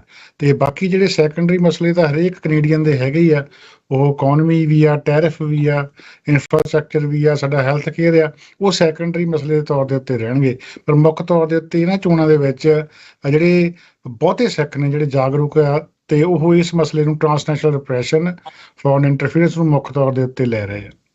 ਗੁਰਪ੍ਰੀਤ ਸਿੰਘ, ਮੈਂ ਤੁਹਾਤੋਂ ਇਹ ਬਿਲਕੁਲ ਜਿਵੇਂ ਤੁਸੀਂ ਕਿਹਾ ਬਾਕੀ ਦੇ ਮਸਲੇ ਵੀ ਆ, ਪਰ ਜਿਹੜਾ ਮੇਨ ਮਸਲਾ ਉਹ ਟਰਾਂਸਨੈਸ਼ਨਲ ਰਿਪਰੈਸ਼ਨ ਦਾ ਜਾਂ ਐਕਸਟੋਰਸ਼ਨ ਦੀ ਜਿਹੜੀ ਘਟਨਾਵਾਂ, ਕਿਉਂਕਿ ਟਰੂਡੋ ਤੋਂ ਬਾਅਦ ਮਾਰਕ ਕਾਰਨੇ ਨੂੰ ਜਿਵੇਂ ਐਜ਼ ਅ ਲੀਡਰ ਲਿਬਰਲਸ ਲੈ ਕੇ ਆਇਆ, ਤਾਂ ਲੱਗਦਾ ਕਿ ਜਿਹੜੇ ਉਹ ਬਾਕੀ ਦੇ ਮਸਲੇ ਸੀ, ਇਕੋਨਮੀ ਦਾ ਮਸਲਾ ਸੀ, ਚਾਹੇ ਉਹ ਹਾਊਸਿੰਗ ਅਫੋਰਡੇਬਿਲਿਟੀ ਦਾ ਮਸਲਾ ਸੀ, ਇਹ ਮਾਰਕ ਕਾਰਨੇ ਦੇ ਆਉਣ ਦੇ ਨਾਲ ਮਤਲਬ ਇੱਕ ਜਿਹੜਾ ਲੌਜਿਕ ਜਾਂ ਰੀਜ਼ਨ ਮਿਲਣਾ ਹੁੰਦਾ ਸਿੱਖ ਵੋਟਰ ਨੂੰ ਉਹਨਾਂ ਮਸਲਿਆਂ ਨੂੰ ਲੈ ਕੇ ਮਾਈਂਡ ਦੇ ਵਿੱਚ ਵੀ ਉਹ ਲਿਬਰਲਸ ਵੱਲ ਜਾ ਸਕਦਾ ਹੈ। ਦੇਖੋ, ਜਿਹੜਾ ਇਸ ਵੇਲੇ ਪ੍ਰਮੁੱਖ ਮਸਲਾ ਆ, ਚਾਹੇ ਉਹ ਕੋਈ ਸਿੱਖ ਆ ਤੇ ਚਾਹੇ ਕੋਈ ਹੋਰ ਆ, ਉਹਦੇ ਵਾਸਤੇ ਪਿਛਲੇ ਕੁਝ ਵੀਕਾਂ ਤੋਂ ਉਹ ਟੈਰਿਫ ਬਣਾ ਦਿੱਤਾ ਗਿਆ। ਸੋ ਲਗਾਤਾਰ ਲੋਕੀ ਭੁੱਲ ਚੁੱਕੇ ਸੀਗੇ ਵੀ ਸਾਡੇ ਲਈ ਕੋਈ ਹੋਰ ਮਸਲਾ ਵੀ ਹੈਗਾ ਆ। ਸੋ ਹੁਣ ਪਿਛਲੇ ਤਕਰੀਬਨ ਜਦੋਂ ਤੋਂ ਮਾਰਕ ਕਾਰਨੇ ਨੇ ਲਿਬਰਲ ਪਾਰਟੀ ਦੀ ਵਾਗਡੋਰ ਸੰਭਾਲੀ ਆ, ਪਹਿਲਾਂ ਤਾਂ ਅਮਰੀਕਨ ਰਾਸ਼ਟਰਪਤੀ ਜਿਹੜੇ ਆ ਉਹ ਕੈਨੇਡਾ ਨੂੰ 51ਵੀਂ ਸਟੇਟ ਅਤੇ ਨਾਲ ਦੀ ਨਾਲ ਪ੍ਰਧਾਨ ਮੰਤਰੀ ਨੂੰ ਗਵਰਨਰ ਹੀ ਕਹਿੰਦੇ ਸੀਗੇ। ਪਰ ਜਦੋਂ ਤੋਂ ਮਾਰਕ ਕਾਰਨੇ ਆਏ ਆ ਉਸ ਤੋਂ ਬਾਅਦ ਦੇ ਵਿੱਚ ਆਪਾਂ ਦੇਖਿਆ ਕਿ ਉਹਨਾਂ ਦੀ ਟੋਨ ਬਦਲੀ ਆ, ਉਹਨਾਂ ਨੇ ਉਹਨੂੰ ਪ੍ਰਧਾਨ ਮੰਤਰੀ ਆ ਕੇ ਸੰਬੋਧਨ ਕੀਤਾ। ਜਿਹੜੀ ਉਹਨਾਂ ਨੇ ਟਿੱਪਣੀ ਵੀ ਕੀਤੀ ਉਹ ਵੀ ਇਹੀ ਕਿਹਾ ਕਿ ਹੁਣ ਆਪਾਂ ਗੱਲ ਇੱਥੇ ਖਤਮ ਕਰਦੇ ਹਾਂ, ਚੋਣਾਂ ਤੋਂ ਬਾਅਦ ਤੁਹਾਡੇ ਨਾਲ ਫੇਰ ਗੱਲਬਾਤ ਕਰਾਂਗੇ। ਜਿੱਥੋਂ ਇਹ ਪ੍ਰਭਾਵ ਜਾਂਦਾ ਕਿ ਉਹ ਵੀ ਮਾਰਕ ਕਾਰਨੇ ਨੂੰ ਅਗਲਾ ਪ੍ਰਧਾਨ ਮੰਤਰੀ ਦੇਖਣਾ ਚਾਹੁੰਦੇ ਆ। ਤੇ ਇੱਕ ਸਿੱਖਾਂ ਸਮੇਤ ਸਾਰੇ ਕੈਨੇਡੀਅਨਸ ਦੇ ਵਿੱਚ ਇੱਕ ਮੁੱਖ ਤੌਰ ਦੇ ਉੱਤੇ ਰਾਏ ਜਿਹੜੀ ਬਣੀ ਆ ਉਹ ਹੈਗੀ ਆ ਕਿ ਜੇਕਰ ਮਾਰਕ ਕਾਰਨੇ ਆ ਜਾਂਦੇ ਆ ਤਾਂ ਉਹਦੇ ਨਾਲ ਕੈਨੇਡਾ ਦੇ ਫਾਈਨੈਂਸ਼ੀਅਲ ਤੌਰ ਦੇ ਉੱਤੇ ਪੈਰ ਜਿਹੜੇ ਟਿਕੇ ਰਹਿਣਗੇ। ਸੋ ਚਾਹੇ ਸਿੱਖ ਆ ਚਾਹੇ ਕੋਈ ਹੋਰ ਕਮਿਊਨਿਟੀ ਆ, ਸਭ ਤੋਂ ਪਹਿਲਾਂ ਲੋਕ ਆਪਣੀ ਜੇਬ ਦੇਖਦੇ ਆ, ਆਪਣੇ ਵਪਾਰ ਦੇਖਦੇ ਆ। ਹਿਊਮਨ ਰਾਈਟਸ ਜਾਂ ਹੋਰ ਗੱਲਾਂ ਸੈਕੰਡਰੀ ਆ ਜਾਂਦੀਆਂ ਬਹੁਤਿਆਂ ਬੰਦਿਆਂ ਵਾਸਤੇ। ਸੋ ਜਿਹੜੇ ਉਹ ਲੋਕ ਨੇ ਜਿਨ੍ਹਾਂ ਦੇ ਵਾਸਤੇ ਜਿਹੜੇ ਜਾਗਰੂਕ ਨਹੀਂ ਹੈਗੇ, ਜਿਹੜੇ ਪੈਸੇ ਨੂੰ ਪਹਿਲ ਦਿੰਦੇ ਆ, ਉਹਨਾਂ ਦੇ ਵਾਸਤੇ ਤਾਂ ਪਹਿਲਾਂ ਹੀ ਗੱਲ ਹੈ ਕਿ ਮਾਰਕ ਕਾਰਨ ਇਹਨਾਂ ਨੂੰ ਲੱਗ ਰਿਹਾ। ਸੋ ਇਹੀ ਕਾਰਨ ਹੈ ਕਿ ਜਿਹੜੇ ਜਨਰਲ ਸਰਵੇਖਣ ਆ ਉਹਨਾਂ ਦੇ ਵਿੱਚ ਵੀ ਉਹਨਾਂ ਨੂੰ ਇਹ ਲੱਗਦਾ ਆ ਕਿ ਮਾਰਕ ਕਾਰਨ ਜਿਹੜੇ ਕਾਫੀ ਲੀਡ ਲੈ ਚੁੱਕੇ ਪੀਅਰ ਪੋਲੀਅਰ ਦੇ ਨਾਲੋਂ, ਕਿ ਇਹ ਅਮਰੀਕਾ ਦੇ ਰਾਸ਼ਟਰਪਤੀ ਨਾਲ ਵਧੇਰੇ ਸਹਿਜ ਸਕਦੇ ਆ। ਜਦੋਂ ਆਪਾਂ ਦੂਜੇ ਮਸਲੇ ਤੇ ਆਉਂਦੇ ਹਾਂ, ਟਰਾਂਸਨੈਸ਼ਨਲ ਰਿਪਰੈਸ਼ਨ, ਫੋਰਨ ਇੰਟਰਫੀਅਰੈਂਸ ਬਾਰੇ, ਤਾਂ ਉੱਥੇ ਆ ਕੇ ਮੈਨੂੰ ਥੋੜ੍ਹਾ ਜਿਹਾ ਲੱਗਦਾ ਵੀ ਮਾਰਕ ਕਾਰਨ ਨੇ ਕੋਈ ਵੀ ਇਹੋ ਜਿਹੀ ਸਟੇਟਮੈਂਟ ਦਿੱਤੀ ਨਹੀਂ ਹਜੇ ਤੱਕ ਜਿਵੇਂ ਟਰੂਡੋ ਦਿੰਦੇ ਸੀਗੇ। ਸੋ ਟਰੂਡੋ ਨੇ ਕਈ ਵਾਰੀ ਸਿੱਖਾਂ ਨੂੰ ਹੌਸਲਾ ਅਫਜ਼ਾਈ ਦਿੱਤੀ ਆ, ਹੱਲਾਸ਼ੇਰੀ ਦਿੱਤੀ ਆ, ਪਰ ਜਿੱਦਣ ਦੇ ਮਾਰਕ ਕਾਰਨੇ ਆਏ ਆ ਉਹਨਾਂ ਨੇ ਕੋਈ ਵੀ ਬਿਆਨ ਇਸ ਪ੍ਰਤੀ ਹਜੇ ਦਿੱਤਾ ਨਹੀਂ ਹੈਗਾ। ਸੋ ਉਹਨਾਂ ਨੇ ਆਪਣੇ ਪੱਤੇ ਗੁਪਤ ਰੱਖੇ ਹੋਏ ਆ ਵੀ ਉਹ ਇਸ ਬਾਰੇ ਕੀ ਸੋਚਦੇ ਆ। ਹਾਲਾਂਕਿ ਜਿਹੜੀ ਚੱਲਣਾ ਤਾਂ ਉਹਨਾਂ ਦੇ ਪਾਰਟੀ ਲਾਈਨ ਦੇ ਮੁਤਾਬਕ ਹੀ ਆ, ਪਰ ਵਿੱਚੋਂ ਇਸ ਵੇਲੇ ਉਹਨਾਂ ਦੇ ਨਾਲ ਵੀ ਉਹਨਾਂ ਦੇ ਉੱਤੇ ਵੀ ਦਬਾਅ ਪੈਣਾ ਕਿ ਉਹ ਸਿੱਖਾਂ ਦੇ ਨਾਲ ਨਾ ਜਾਣ। ਤੇ ਜਿਹੜੀ ਇੰਡੀਅਨ ਲੌਬੀ ਆ ਉਹਨਾਂ ਨੇ ਪ੍ਰੈਸ਼ਰਾਈਜ਼ ਕਰਨਾ ਵੀ ਤੁਸੀਂ ਆਪਾਂ ਫਿਰ ਵਪਾਰ ਖੋਲੀਏ। ਸੋ ਇਸ ਵੇਲੇ ਜਿਹੜਾ ਮੁੱਖ ਮੁੱਦਾ ਹੋਣਾ ਆ ਉਹ ਮਾਰਕ ਕਾਰਨੇ ਦੇ ਉੱਤੇ ਪ੍ਰੈਸ਼ਰ ਦਾ ਵੀ ਹੋਣਾ ਆ ਕਿ ਮਾਰਕ ਕਾਰਨੇ ਕਿਹੜੀ ਸਾਈਡ ਜਾਂਦੇ ਆ। ਤੇ ਇਹੀ ਇੱਕ ਮੌਕਾ ਆ ਕਿ ਸਿੱਖ ਜਿਹੜੇ ਆ ਆਪਣੇ ਚੁਣੇ ਹੋਏ ਨੁਮਾਇੰਦਿਆਂ ਤੇ ਚੁਣੇ ਜਾਣ ਵਾਲੇ ਨੁਮਾਇੰਦਿਆਂ ਤੇ ਦਬਾਅ ਪਾਉਣ ਕਿ ਇਹ ਨਾ ਹੋਵੇ ਤੁਸੀਂ ਸੁੱਤੇ ਰਹੋ ਤੇ ਜਿਹੜੀ ਦੂਜੀ ਲੌਬੀ ਹੈਗੀ ਆ ਸਾਡੇ ਇੰਡੀਅਨ ਲੌਬੀ, ਉਹ ਮਾਰਕ ਕਾਰਨੇ ਨੂੰ ਆਪਣੇ ਵੱਲ ਖਿੱਚਣ ਵਾਸਤੇ ਕਾਮਯਾਬ ਹੋ ਜਾਵੇ। ਸੋ ਇਹ ਵੀ ਇੱਕ ਨਾਲ ਦੀ ਨਾਲ ਕਸ਼ਮਕਸ਼ ਚੱਲ ਰਹੀ ਆ। ਪਰ ਜੇਕਰ ਓਵਰਆਲ ਤੁਹਾਡੇ ਸਵਾਲ ਦਾ ਜਵਾਬ ਦੇਣਾ ਹੋਵੇ ਤਾਂ ਇਕੱਲਾ ਸਿੱਖ ਵੋਟਰ ਹੀ ਨਹੀਂ, ਕੈਨੇਡੀਅਨ ਵੋਟਰ ਜਿਹੜਾ ਆ ਉਹ ਮਾਰਕ ਕਾਰਨੇ ਨੂੰ ਪ੍ਰਧਾਨ ਮੰਤਰੀ ਬਣਿਆ ਦੇਖਣਾ ਚਾਹੁੰਦਾ ਜੀ। ਬਲਪ੍ਰੀਤ ਸਿੰਘ, ਹੁਣ ਅਸੀਂ ਇੱਕ ਹੋਰ ਮਸਲੇ ਤੇ ਆਉਂਦੇ ਆ ਜਿਹੜਾ ਸਿੱਖਾਂ ਦੇ ਨਾਲ, ਖਾਸ ਤੌਰ ਤੇ ਪੰਜਾਬ ਤੋਂ ਆਉਂਦੇ ਸਿੱਖਾਂ ਦੇ ਨਾਲ ਜੁੜਿਆ, ਉਹ ਇਮੀਗ੍ਰੇਸ਼ਨ ਦਾ ਮਸਲਾ, ਚਾਹੇ ਉਹ ਸਟੂਡੈਂਟਸ ਨੂੰ ਲੈ ਕੇ ਹੋਵੇ, ਚਾਹੇ ਉਹ ਮਤਲਬ ਅਸਾਈਲਮ ਸੀਕਰਸ ਦੀ ਗੱਲ ਹੋਵੇ, ਕਿਉਂਕਿ ਪੰਜਾਬ ਦੇ ਵਿੱਚ ਹਿਊਮਨ ਰਾਈਟਸ ਵਾਇਲੇਸ਼ਨਸ ਤੇ ਚੱਲਦਿਆਂ ਵੱਡੇ ਪੱਧਰ ਤੇ ਅਸਾਈਲਮ ਸੀਕਰਸ ਵੀ ਕੈਨੇਡਾ ਦਾ ਰੁੱਖ ਕਰਦੇ ਆ। ਤੇ ਮਤਲਬ ਇਮੀਗ੍ਰੇਸ਼ਨ ਪੋਲਿਸੀ ਦੇ ਵਿੱਚ ਇੱਕ ਵੱਡਾ ਸ਼ਿਫਟ ਆਇਆ ਕੈਨੇਡਾ ਦੀ ਦੇ ਵਿੱਚ ਪਿਛਲੇ ਕੁਝ ਸਮੇਂ 'ਚ, ਜਿਹਦੇ ਚੋਂ ਇਹ ਵੀ ਗੱਲ ਸਾਹਮਣੇ ਆ ਰਹੀ ਆ ਕਿ ਵੀ ਹੱਕ ਜਿਹੜੇ ਆ ਜਾਂ ਰਾਈਟਸ ਨੇ ਉਹ ਵਾਇਲੇਟ ਵੀ ਹੋ ਰਹੇ ਆ ਇਮੀਗ੍ਰੈਂਟਸ ਦੇ, ਖਾਸ ਤੌਰ ਤੇ ਸਟੂਡੈਂਟਸ ਦੇ, ਤਾਂ ਉਸ ਮਸਲੇ ਦੇ ਉੱਤੇ ਵਰਲਡ ਸਿੱਖ ਆਰਗੇਨਾਈਜੇਸ਼ਨ ਦਾ ਕੀ ਟੇਕ ਆ, ਖਾਸ ਤੌਰ ਤੇ ਇਹਨਾਂ ਇਲੈਕਸ਼ਨਸ ਤੋਂ ਜਾਂ ਅਗਲੀ ਗਵਰਨਮੈਂਟ ਤੋਂ ਤੁਸੀਂ ਕਿਹੋ ਜਿਹੀ ਪੋਲਿਸੀ ਫਰੇਮ ਮਤਲਬ ਚਾਹੁੰਦੇ ਹੋ ਕਿ ਗਵਰਨਮੈਂਟ ਜਿਹੜੀ ਆ ਫਰੇਮ ਕਰੇ, ਤਾਂ ਕਿ ਉਹ ਜਿਹੜੀ ਮਤਲਬ ਵੀ ਉਸ ਤਰ੍ਹਾਂ ਦੇ ਜਿਹੜੇ ਰਾਈਟਸ ਆ ਉਹ ਵਾਇਲੇਟ ਨਾ ਹੋਣ ਸਟੂਡੈਂਟਸ ਦੇ ਖਾਸ ਤੌਰ ਤੇ? ਸੋ ਇਹ ਸਾਡੇ ਵਾਸਤੇ ਬਹੁਤ ਵੱਡੀ ਚੁਣੌਤੀ ਹੈਗੀ ਐਜ਼ ਅ ਕਮਿਊਨਿਟੀ, ਜੋ ਸਾਨੂੰ ਪੂਰੀ ਤਰ੍ਹਾਂ ਹਾਲੇ ਆਈ ਥਿੰਕ ਸ਼ਾਇਦ ਸਮਝ ਨਹੀਂ ਆ ਰਹੀ, ਕਿਉਂਕਿ ਇੱਥੇ ਲੱਖਾਂ ਦੀ ਤਾਦਾਦ ਦੇ ਵਿੱਚ ਸਟੂਡੈਂਟ ਆਏ ਨੇ ਤੇ ਉਹ ਜ਼ਿਆਦਾਤਰ ਸਿੱਖ ਹੀ ਸਟੂਡੈਂਟ ਨੇ। ਤੇ ਹੁਣ ਜਿਹੜੇ ਪੋਸਟ ਗ੍ਰੈਜੂਏਟ ਵਰਕ ਪਰਮਿਟਸ ਜਿਹੜੇ ਸੀਗੇ ਜਿਨ੍ਹਾਂ ਨੂੰ ਐਕਸਟੈਂਡ ਕੀਤਾ ਜਾ ਰਿਹਾ ਸੀ ਲਗਾਤਾਰ ਕੋਵਿਡ ਤੋਂ ਬਾਅਦ, ਉਹ ਹੁਣ ਐਕਸਟੈਂਡ ਨਹੀਂ ਕੀਤੇ ਜਾ ਰਹੇ। ਤੇ ਹੁਣ ਥਾਊਜ਼ੈਂਡਸ ਐਂਡ ਥਾਊਜ਼ੈਂਡਸ ਜਿਹੜੇ ਸਿੱਖ ਨੌਜਵਾਨ ਬੱਚੇ ਨੇ, ਬੱਚੇ ਬੱਚੀਆਂ ਨੇ, ਉਹ ਹੁਣ ਆਊਟ ਆਫ ਸਟੇਟਸ ਜਾ ਰਹੇ ਨੇ। ਤੇ ਉਹਨਾਂ ਕੋਲ ਫਿਰ ਇੱਕ ਦੋ ਹੀ ਫਿਰ ਰਾਹ ਰਹਿ ਜਾਂਦੇ ਨੇ, ਇੱਕ ਤਾਂ ਰੈਫਿਊਜੀ ਕਲੇਮ ਰਹਿ ਜਾਂਦਾ ਆ, ਜਾਂ ਫਿਰ ਉਹ LMIA ਦਾ ਰਸਤਾ ਹੁੰਦਾ ਸੀ ਜੋ ਹੁਣ ਉਹ ਵੀ ਬਹੁਤ ਜ਼ਿਆਦਾ ਟਾਈਟ ਕੀਤਾ ਜਾ ਰਿਹਾ ਹੈ, ਤੇ ਅਖੀਰਲਾ ਕਿ ਤੁਸੀਂ ਵਾਪਸ ਜਾਓ। ਤੇ ਇੱਥੇ ਬਹੁਤ ਜ਼ਿਆਦਾ ਉਹੋ ਜਿਹੇ ਨੇ ਜਿਨ੍ਹਾਂ ਨੇ ਸਭ ਕੁਝ ਵੇਚ ਵੱਟ ਕੇ ਇੱਥੇ ਆਏ ਨੇ ਤੇ ਵਾਪਸ ਜਾਣ ਦਾ ਕੋਈ ਆਪਸ਼ਨ ਨਹੀਂ ਹੈਗਾ। ਸੋ ਅਸੀਂ ਬਹੁਤ ਚਿਰ ਤੋਂ ਇਹੀ ਕਹਿ ਰਹੇ ਹਾਂ ਕਿ ਤੁਸੀਂ ਇਹਨਾਂ ਨੂੰ ਨਿੰਬੂਆਂ ਵਾਂਗ ਨਿਚੋੜਿਆ ਆ। ਕਾਲਜਾਂ ਨੇ ਆਪਣੀਆਂ ਵੱਡੀਆਂ ਵੱਡੀਆਂ ਬਿਲਡਿੰਗਾਂ ਬਣਾਈਆਂ ਨੇ, ਆਪਣੇ ਸੈਲਰੀਜ਼ ਇਨਕਰੀਜ਼ ਕੀਤੇ ਨੇ, ਤੇ ਹੁਣ ਤੁਸੀਂ ਕਹਿ ਰਹੇ ਹੋ ਕਿ ਵਾਪਸ ਚਲੇ ਜਾਣ, ਕਿ ਇਹ ਕਿਸੇ ਤਰ੍ਹਾਂ ਦਾ ਕੋਈ ਇਨਸਾਫ ਨਹੀਂ ਹੈਗਾ। ਚਲੋ ਅੱਗੇ ਵਾਸਤੇ ਤੁਸੀਂ ਸਟੂਡੈਂਟ ਨਹੀਂ ਹੋਰ ਇੱਥੇ ਲਿਆਣੇ, ਉਹ ਇੱਕ ਪਾਲਿਸੀ ਡਿਸੀਜਨ ਹੋ ਸਕਦਾ ਹੈ, ਪਰ ਜਿਹੜੇ ਇੱਥੇ ਆਏ ਨੇ ਉਹਨਾਂ ਵਾਸਤੇ ਪੈਥਵੇਜ਼ ਟੂ PR ਹੋਣੇ ਚਾਹੀਦੇ ਨੇ। ਤੇ ਜਿਹੜੀ ਲਿਬਰਲ ਸਰਕਾਰ ਸੀ ਉਹ ਕੁਝ ਹੱਦ ਤੱਕ ਇਸ ਚੀਜ਼ ਨੂੰ ਐਕਸੈਪਟ ਕਰਦੀ ਸੀ ਕਿ ਸਾਨੂੰ ਇਹ ਕਰਨਾ ਚਾਹੀਦਾ ਹੈ, ਪਰ ਜਦ ਦਾ ਇਹ ਮਾਹੌਲ ਬਦਲਿਆ ਹੈ, ਐਂਟੀ ਇਮੀਗ੍ਰੈਂਟ ਸੈਂਟੀਮੈਂਟ ਕੈਨੇਡਾ ਦੇ ਵਿੱਚ ਵਧਿਆ ਆ, ਤਾਂ ਕੋਈ ਵੀ ਜਿਹੜੀ ਪਾਰਟੀ ਹੈਗੀ ਹੈ ਇਸ ਮੁੱਦੇ ਨੂੰ ਛੇੜਨਾ ਨਹੀਂ ਚਾਹੁੰਦੀ। ਸੋ ਸਾਡੇ ਵਾਸਤੇ ਇਹ ਇੱਕ ਬਹੁਤ ਵੱਡਾ ਇਸ਼ੂ ਹੈ, ਕਿਉਂਕਿ ਹੁਣ ਲਗਾਤਾਰ ਸਾਡੀ ਸੰਸਥਾ ਨਾਲ ਉਹ ਨੌਜਵਾਨ ਬੱਚੇ ਬੱਚੀਆਂ ਨੇ ਜੋ ਕੰਟੈਕਟ ਕਰ ਰਹੇ ਨੇ ਕਿ ਅਸੀਂ ਕੈਸ਼ ਜੌਬ ਕੀਤੀ ਸੀ, ਹਾਲਾਂਕਿ ਸਾਡੇ ਕਈ ਵਾਰ ਜ਼ਿਆਦਾਤਰ ਪੰਜਾਬੀਆਂ ਵਾਸਤੇ ਉਹ ਇਹੋ ਜਿਹੇ ਜੌਬਸ ਕਰ ਰਹੇ ਨੇ ਤੇ ਸਾਨੂੰ ਪੇ ਨਹੀਂ ਕੀਤਾ ਜਾ ਰਿਹਾ। ਇੱਕ ਬੱਚੀ ਨੇ ਮੈਨੂੰ ਫੋਨ ਕੀਤਾ ਪਿਛਲੇ ਹਫ਼ਤੇ ਕਿ 7 ਦਿਨ ਮੈਨੂੰ ਇੱਕ ਪਾਰਟੀ ਵਾਸਤੇ ਤਿਆਰੀ ਕਰਨ ਵਾਸਤੇ ਘਰ 'ਚ ਬੁਲਾਇਆ ਗਿਆ, ਸਾਰੇ ਕੰਮ ਜਿਸ ਤਰ੍ਹਾਂ ਕੋਈ ਨੌਕਰ ਕਰਦਾ ਕਰਾਏ ਗਏ, ਤੇ ਬਾਅਦ ਦੇ ਵਿੱਚ ਹੁਣ ਫੋਨ ਨਹੀਂ ਚੱਕ ਰਹੇ, ਪਾਰਟੀ ਹੋ ਗਈ ਹੈ ਤੇ ਹੁਣ ਪੈਸੇ ਨਹੀਂ ਦੇ ਰਹੇ, ਮੂਵਿੰਗ ਕੰਪਨੀ ਇਸ ਤਰ੍ਹਾਂ ਕਰ ਰਹੇ ਨੇ। ਸੋ ਇਹਨਾਂ ਦਾ ਜਿਹੜਾ ਸ਼ੋਸ਼ਣ ਹੈਗਾ ਆ ਇਹ ਬਹੁਤ ਵੱਡੇ ਪੱਧਰ ਤੇ ਸ਼ੁਰੂ ਹੋ ਰਿਹਾ ਆ ਤੇ ਹੋਣਾ ਆ। ਸਾਡੀਆਂ ਜਿਹੜੀਆਂ ਨੌਜਵਾਨ ਕੁੜੀਆਂ ਨੇ ਉਹਨਾਂ ਨਾਲ ਹੋਰ ਤਰ੍ਹਾਂ ਦਾ ਸ਼ੋਸ਼ਣ ਹੋ ਰਿਹਾ ਆ। ਐਜ਼ ਅ ਕਮਿਊਨਿਟੀ ਇਹਨਾਂ ਵਾਸਤੇ ਸਾਨੂੰ ਖੜਨਾ ਪਊਗਾ, ਕਿਉਂਕਿ ਕਈ ਵਾਰ ਮੈਂ ਸੁਣਦਾ ਹੈ ਨਹੀਂ ਯਾਰ ਇਹਨਾਂ ਨੇ ਬਹੁਤ ਮਾਹੌਲ ਖਰਾਬ ਕੀਤਾ ਹੈ, ਚਪਲੀ ਗੈਂਗ ਫਲਾਣ ਧਮਕਾਣ। ਜਿਹੜਾ ਆਮ ਗੋਰਾ ਹੈ ਨਾ, ਰੈਡਨੈਕ ਗੋਰਾ ਜਿਹੜਾ ਆਪਾਂ ਕਹਿੰਦੇ ਆ, 50 ਸਾਲ ਤੋਂ ਇੱਥੇ ਰਹਿ ਰਿਹਾ, ਤੁਸੀਂ ਸਿੱਖ ਖੜਾ ਕਰ ਦੋ ਤੇ 5 ਮਹੀਨਿਆਂ ਦਾ ਖੜਾ ਕਰ ਦੋ, 5 ਦਿਨਾਂ ਦਾ ਖੜਾ ਕਰ ਦੋ ਨਾ, ਉਹਨਾਂ ਨੂੰ ਕੋਈ ਫਰਕ ਨਹੀਂ ਹੈਗਾ, ਕੋਈ ਫਰਕ ਨਹੀਂ। ਜੇ ਇੱਕ ਦੂਜੇ ਦੇ ਅਸੀਂ ਬਾਂਹ ਨਹੀਂ ਫੜਾਂਗੇ ਤਾਂ ਕਿਸੇ ਹੋਰ ਨੇ ਨਹੀਂ ਫੜਨੀ। ਸੋ ਸਾਰਿਆਂ ਨੂੰ ਇਹ ਸੋਚਣਾ ਚਾਹੀਦਾ ਹੈ ਕਿ ਨੌਜਵਾਨ ਬੱਚੇ ਬੱਚਿਆਂ ਦੀ ਹੈਲਪ ਕਿਸ ਤਰ੍ਹਾਂ ਕਰੀਏ। ਭਾਈ ਮਨਿੰਦਰ ਸਿੰਘ ਜੀ, ਇੱਕ ਮਤਲਬ ਜਿਹੜਾ ਕਿਉਂਕਿ ਅਮਰੀਕਨ ਇਲੈਕਸ਼ਨ ਕੋਈ ਸਮਾਂ ਪਹਿਲਾਂ ਹੀ ਹੋ ਕੇ ਹਟਿਆ ਤੇ ਉਹਦੇ ਵਿੱਚ ਐਡਮਿਨਿਸਟ੍ਰੇਸ਼ਨ ਚੇਂਜ ਹੋਈ, ਤਾਂ ਅਸੀਂ ਦੇਖਿਆ ਕਿ ਪੂਰੀ ਉੱਪਰੋਂ ਥੱਲੀ ਜਿਹੜੀ ਸਾਰੀ ਪਾਲਿਸੀ ਆ ਉਹਦੇ 'ਚ ਸ਼ਿਫਟ ਆਇਆ ਅਮਰੀਕਾ ਦੀ ਪਾਲਿਸੀ ਦੇ ਵਿੱਚ, ਚਾਹੇ ਇਮੀਗ੍ਰੇਸ਼ਨ ਨੂੰ ਲੈ ਕੇ ਹੋਵੇ, ਚਾਹੇ ਉਹ ਫੋਰਨ ਰਿਲੇਸ਼ਨਸ ਨੂੰ ਲੈ ਕੇ ਹੋਵੇ। ਤੇ ਹੁਣ ਕੈਨੇਡਾ ਦੇ ਵਿੱਚ ਇਲੈਕਸ਼ਨ ਹੋ ਰਹੀ ਆ, ਤਾਂ ਤੁਸੀਂ ਮਤਲਬ ਕੀ ਉਹ ਤੋਂ ਕੀ ਅੰਦਾਜ਼ਾ ਜਿਹੜਾ ਲਾ ਰਹੇ ਹੋ ਅਮਰੀਕਨ ਐਡਮਿਨਿਸਟ੍ਰੇਸ਼ਨ ਦੇ ਚੇਂਜ ਤੋਂ ਬਾਅਦ, ਕਿ ਜੇ ਕੈਨੇਡਾ ਦੇ ਵਿੱਚ ਕਿਉਂਕਿ ਇੰਡੀਆ ਦੇ ਨਾਲ ਭਾਵੇਂ ਟ੍ਰੇਡ ਰਿਲੇਸ਼ਨਸ ਦੁਆਰਾ ਬਿਲਡ ਅਪ ਕਰਨ ਦੀ ਗੱਲ ਹੋਵੇ, ਸਿੱਖ ਇਸ਼ੂ ਨੂੰ ਸਾਈਡਲਾਈਨ ਕਰਕੇ ਉਹ ਇੱਕ ਬੜਾ ਮਸਲਾ ਜਿਹੜਾ ਇਸ ਟਾਈਮ ਦਿਮਾਗਾਂ 'ਚ ਚੱਲ ਰਿਹਾ ਹੈ ਸਿੱਖ ਐਕਟਿਵਿਸਟ ਦੇ, ਚਾਹੇ ਉਹ ਕੈਨੇਡਾ ਦੇ ਵਿੱਚ ਜਿਹੜੇ ਸਿੱਖ ਐਕਟਿਵਿਸਟ ਆ ਉਹਨਾਂ ਦੇ ਉੱਤੇ ਪਾਬੰਦੀਆਂ ਲਾਉਣ ਦੀ ਗੱਲ ਹੋਵੇ, ਚਾਹੇ ਉਹਨਾਂ ਦੇ ਉੱਤੇ ਨਜ਼ਰਸਾਨੀ ਰੱਖਣੀ, ਉਹਨਾਂ ਦੇ ਪਰਿਵਾਰਾਂ ਦੇ ਉੱਤੇ ਨਜ਼ਰਸਾਨੀ ਰੱਖਣ ਦੀ ਗੱਲ ਹੋਵੇ, ਜਿਵੇਂ ਤੁਸੀਂ ਇੰਟੈਲੀਜੈਂਸ ਸ਼ੇਅਰਿੰਗ ਦੀ ਗੱਲ ਕੀਤੀ ਹੈ, ਇਹੋ ਜਿਹੇ ਐਗਰੀਮੈਂਟਸ ਦੀ ਗੱਲ ਆ, ਤਾਂ ਮਤਲਬ ਕੋਈ ਤੋਖਲੇ ਜਿਹੜੇ ਆ ਤੁਹਾਨੂੰ ਉਹ ਕਿੰਨੇ ਕੁ ਗੰਭੀਰ ਲੱਗ ਰਹੇ ਆ, ਖਾਸ ਤੌਰ ਤੇ ਜਿਹੜੇ ਅਮਰੀਕਾ ਦੇ ਵਿੱਚ ਜਿਸ ਤਰ੍ਹਾਂ ਦੇ ਇੱਕ ਪੋਲੀਟੀਕਲ ਸ਼ਿਫਟ ਆ ਰਿਹਾ ਵੀ ਕੈਨੇਡਾ ਦੇ ਵਿੱਚ ਵੀ ਰਾਈਟ ਵਿੰਗ ਦਾ ਭਾਰ ਅਸੀਂ ਕਿਤੇ ਨਾ ਕਿਤੇ ਦੇਖ ਰਹੇ ਹਾਂ। ਤੁਸੀਂ ਜ਼ਿਕਰ ਕੀਤਾ ਕਿ ਕਿਵੇਂ ਜਿਹੜੀ ਮਿਸ ਇਨਫੋਰਮੇਸ਼ਨ ਦੇ ਰਾਹੀਂ ਉਹ ਹੇਟ ਕਿਵੇਂ ਉਹ ਫੈਲਾਈ ਜਾ ਰਹੀ ਆ, ਤਾਂ ਉਦੋਂ ਮਤਲਬ ਕਿਹੋ ਜਿਹੀ ਜਿਹੜੀ ਅਪਰੋਚ ਆ ਉਹ ਸਿੱਖਾਂ ਨੂੰ ਇਸ ਟਾਈਮ ਲੈਣੀ ਚਾਹੀਦੀ ਆ ਇਹਨਾਂ ਸਾਰੀਆਂ ਸਿਚੁਏਸ਼ਨਸ ਨੂੰ ਦੇਖਦੇ ਹਾਂ?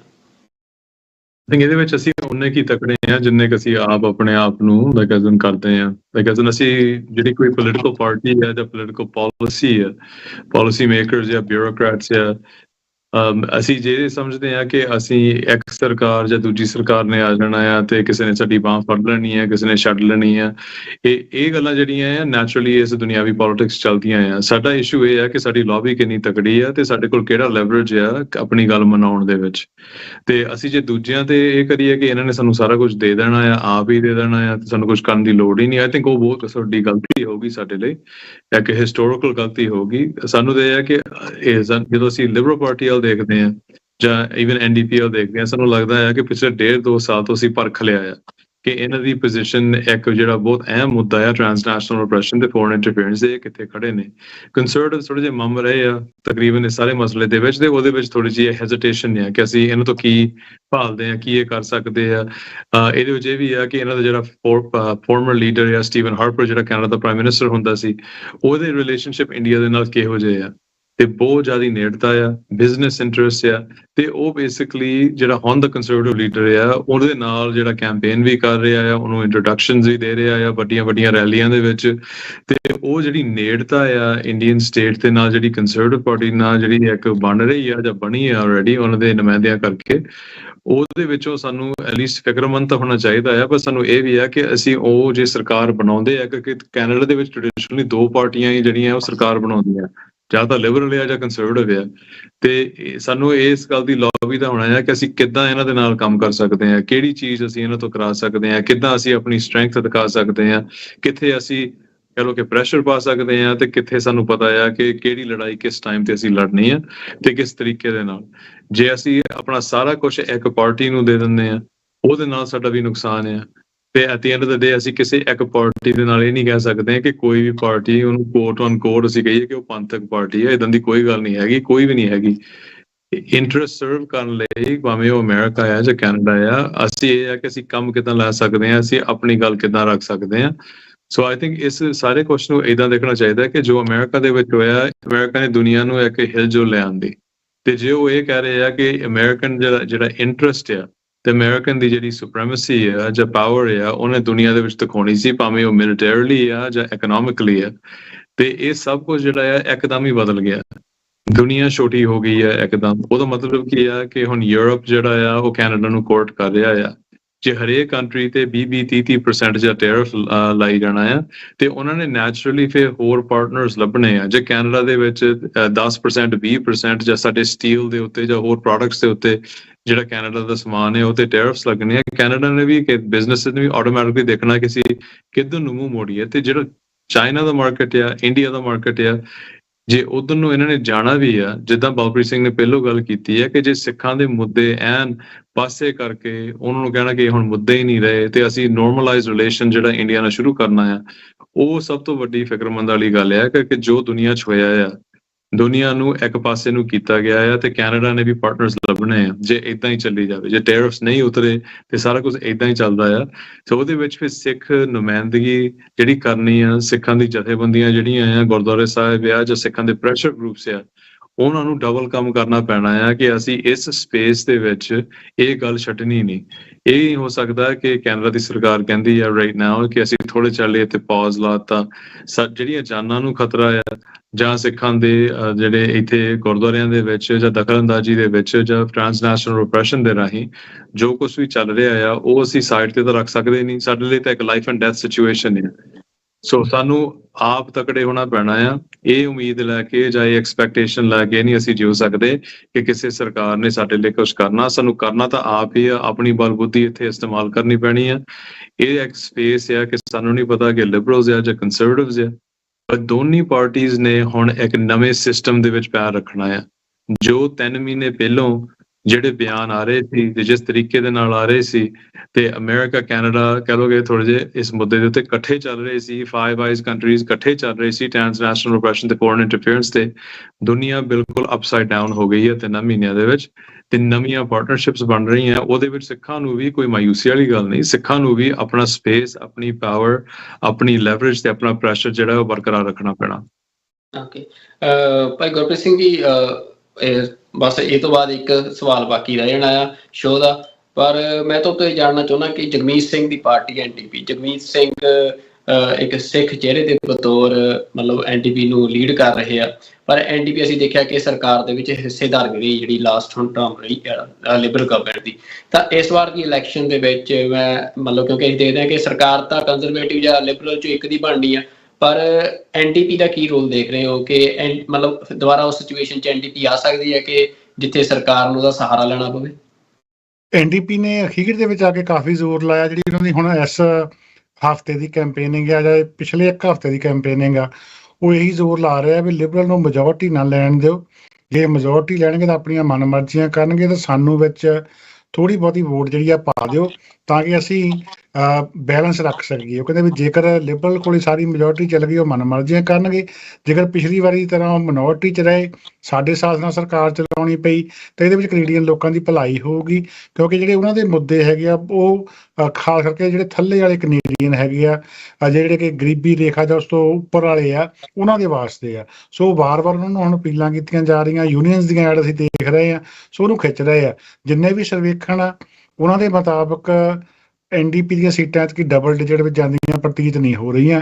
ਉਹਦਾ ਕਾਰਨ ਜਿਹੜਾ ਆ ਕਿ ਇਹ ਵੀ ਹੈ ਕਿ ਜਿਹੜੇ ਉਹਨਾਂ ਦੇ ਪੁਰਾਣੇ ਲੀਡਰ ਨੇ ਥੋਮਸ ਮਲਕੇਅਰ, ਉਹ ਖੁਦ ਕਹਿ ਰਹੇ ਆ ਕਿ ਤੁਸੀਂ ਐਨਡੀਪੀ ਦੀ ਬਜਾਏ ਲਿਬਰਲ ਨੂੰ ਵੋਟਾਂ ਪਾ ਦਿਓ। ਤੇ ਉਹ ਕਹਿੰਦੇ ਵੀ ਆਪਾਂ ਨੂੰ ਇਸ ਵਾਰੀ ਰੋਕਣਾ ਪੈਣਾ ਆ ਜਿਹੜੀ ਟਰੰਪ ਪੱਖੀ ਸੋਚ ਆ, ਜਾਂ ਉਹ ਪੀਅਰ ਨੂੰ ਕਹਿ ਰਹੇ ਆ ਇਹਦੇ ਬਾਰੇ। ਸੋ ਉਹਦੇ ਵਾਸਤੇ ਕਹਿੰਦੇ ਵੀ ਲਿਬਰਲ ਕਿਸੇ ਤਰੀਕੇ ਹਾਰਨੀ ਨਹੀਂ ਚਾਹੀਦੀ। ਸੋ ਇਹ ਵੀ ਹੈ ਕਿ ਉਹਨਾਂ ਦੀ ਆਪਣੀ ਇਨਰ ਪਾਰਟੀ ਪੋਲੀਟਿਕਸ ਵੀ ਹੈਗੀ ਆ। ਕਈਆਂ ਨੂੰ ਇਹ ਲੱਗਦਾ ਕਿ ਹੁਣ ਜਗਮੀਤ ਸਿੰਘ ਨੂੰ ਲਾਂਭੇ ਕਰਨ ਦਾ ਵੇਲਾ ਆ ਗਿਆ ਆ, ਐਨਡੀਪੀ ਕਿਸੇ ਹੋਰ ਹੱਥ ਦੇ ਵਿੱਚ ਹੋਵੇ। ਸੋ ਕਈ ਕੁਝ ਚੱਲ ਰਿਹਾ ਆ, ਪਰ ਜਿਹੜੇ ਹਾਲਾਤ ਨੇ ਮੈਨੂੰ ਇਉਂ ਲੱਗਦਾ ਕਿ ਜਿਹੜੀ ਐਨਡੀਪੀ ਅੱਗੇ ਨਾਲੋਂ ਕਮਜ਼ੋਰ ਆ ਥੋੜ੍ਹੀ ਜਿਹੀ। ਜਿੰਨੀਆਂ ਸੀਟਾਂ ਉਹਦੇ ਕੋਲ ਪਿਛਲੀ ਵਾਰ ਸੀਗੀਆਂ ਉਨੀਆਂ ਸੀਟਾਂ ਸ਼ਾਇਦ ਇਸ ਵਾਰ ਨਾ ਹੋਣ।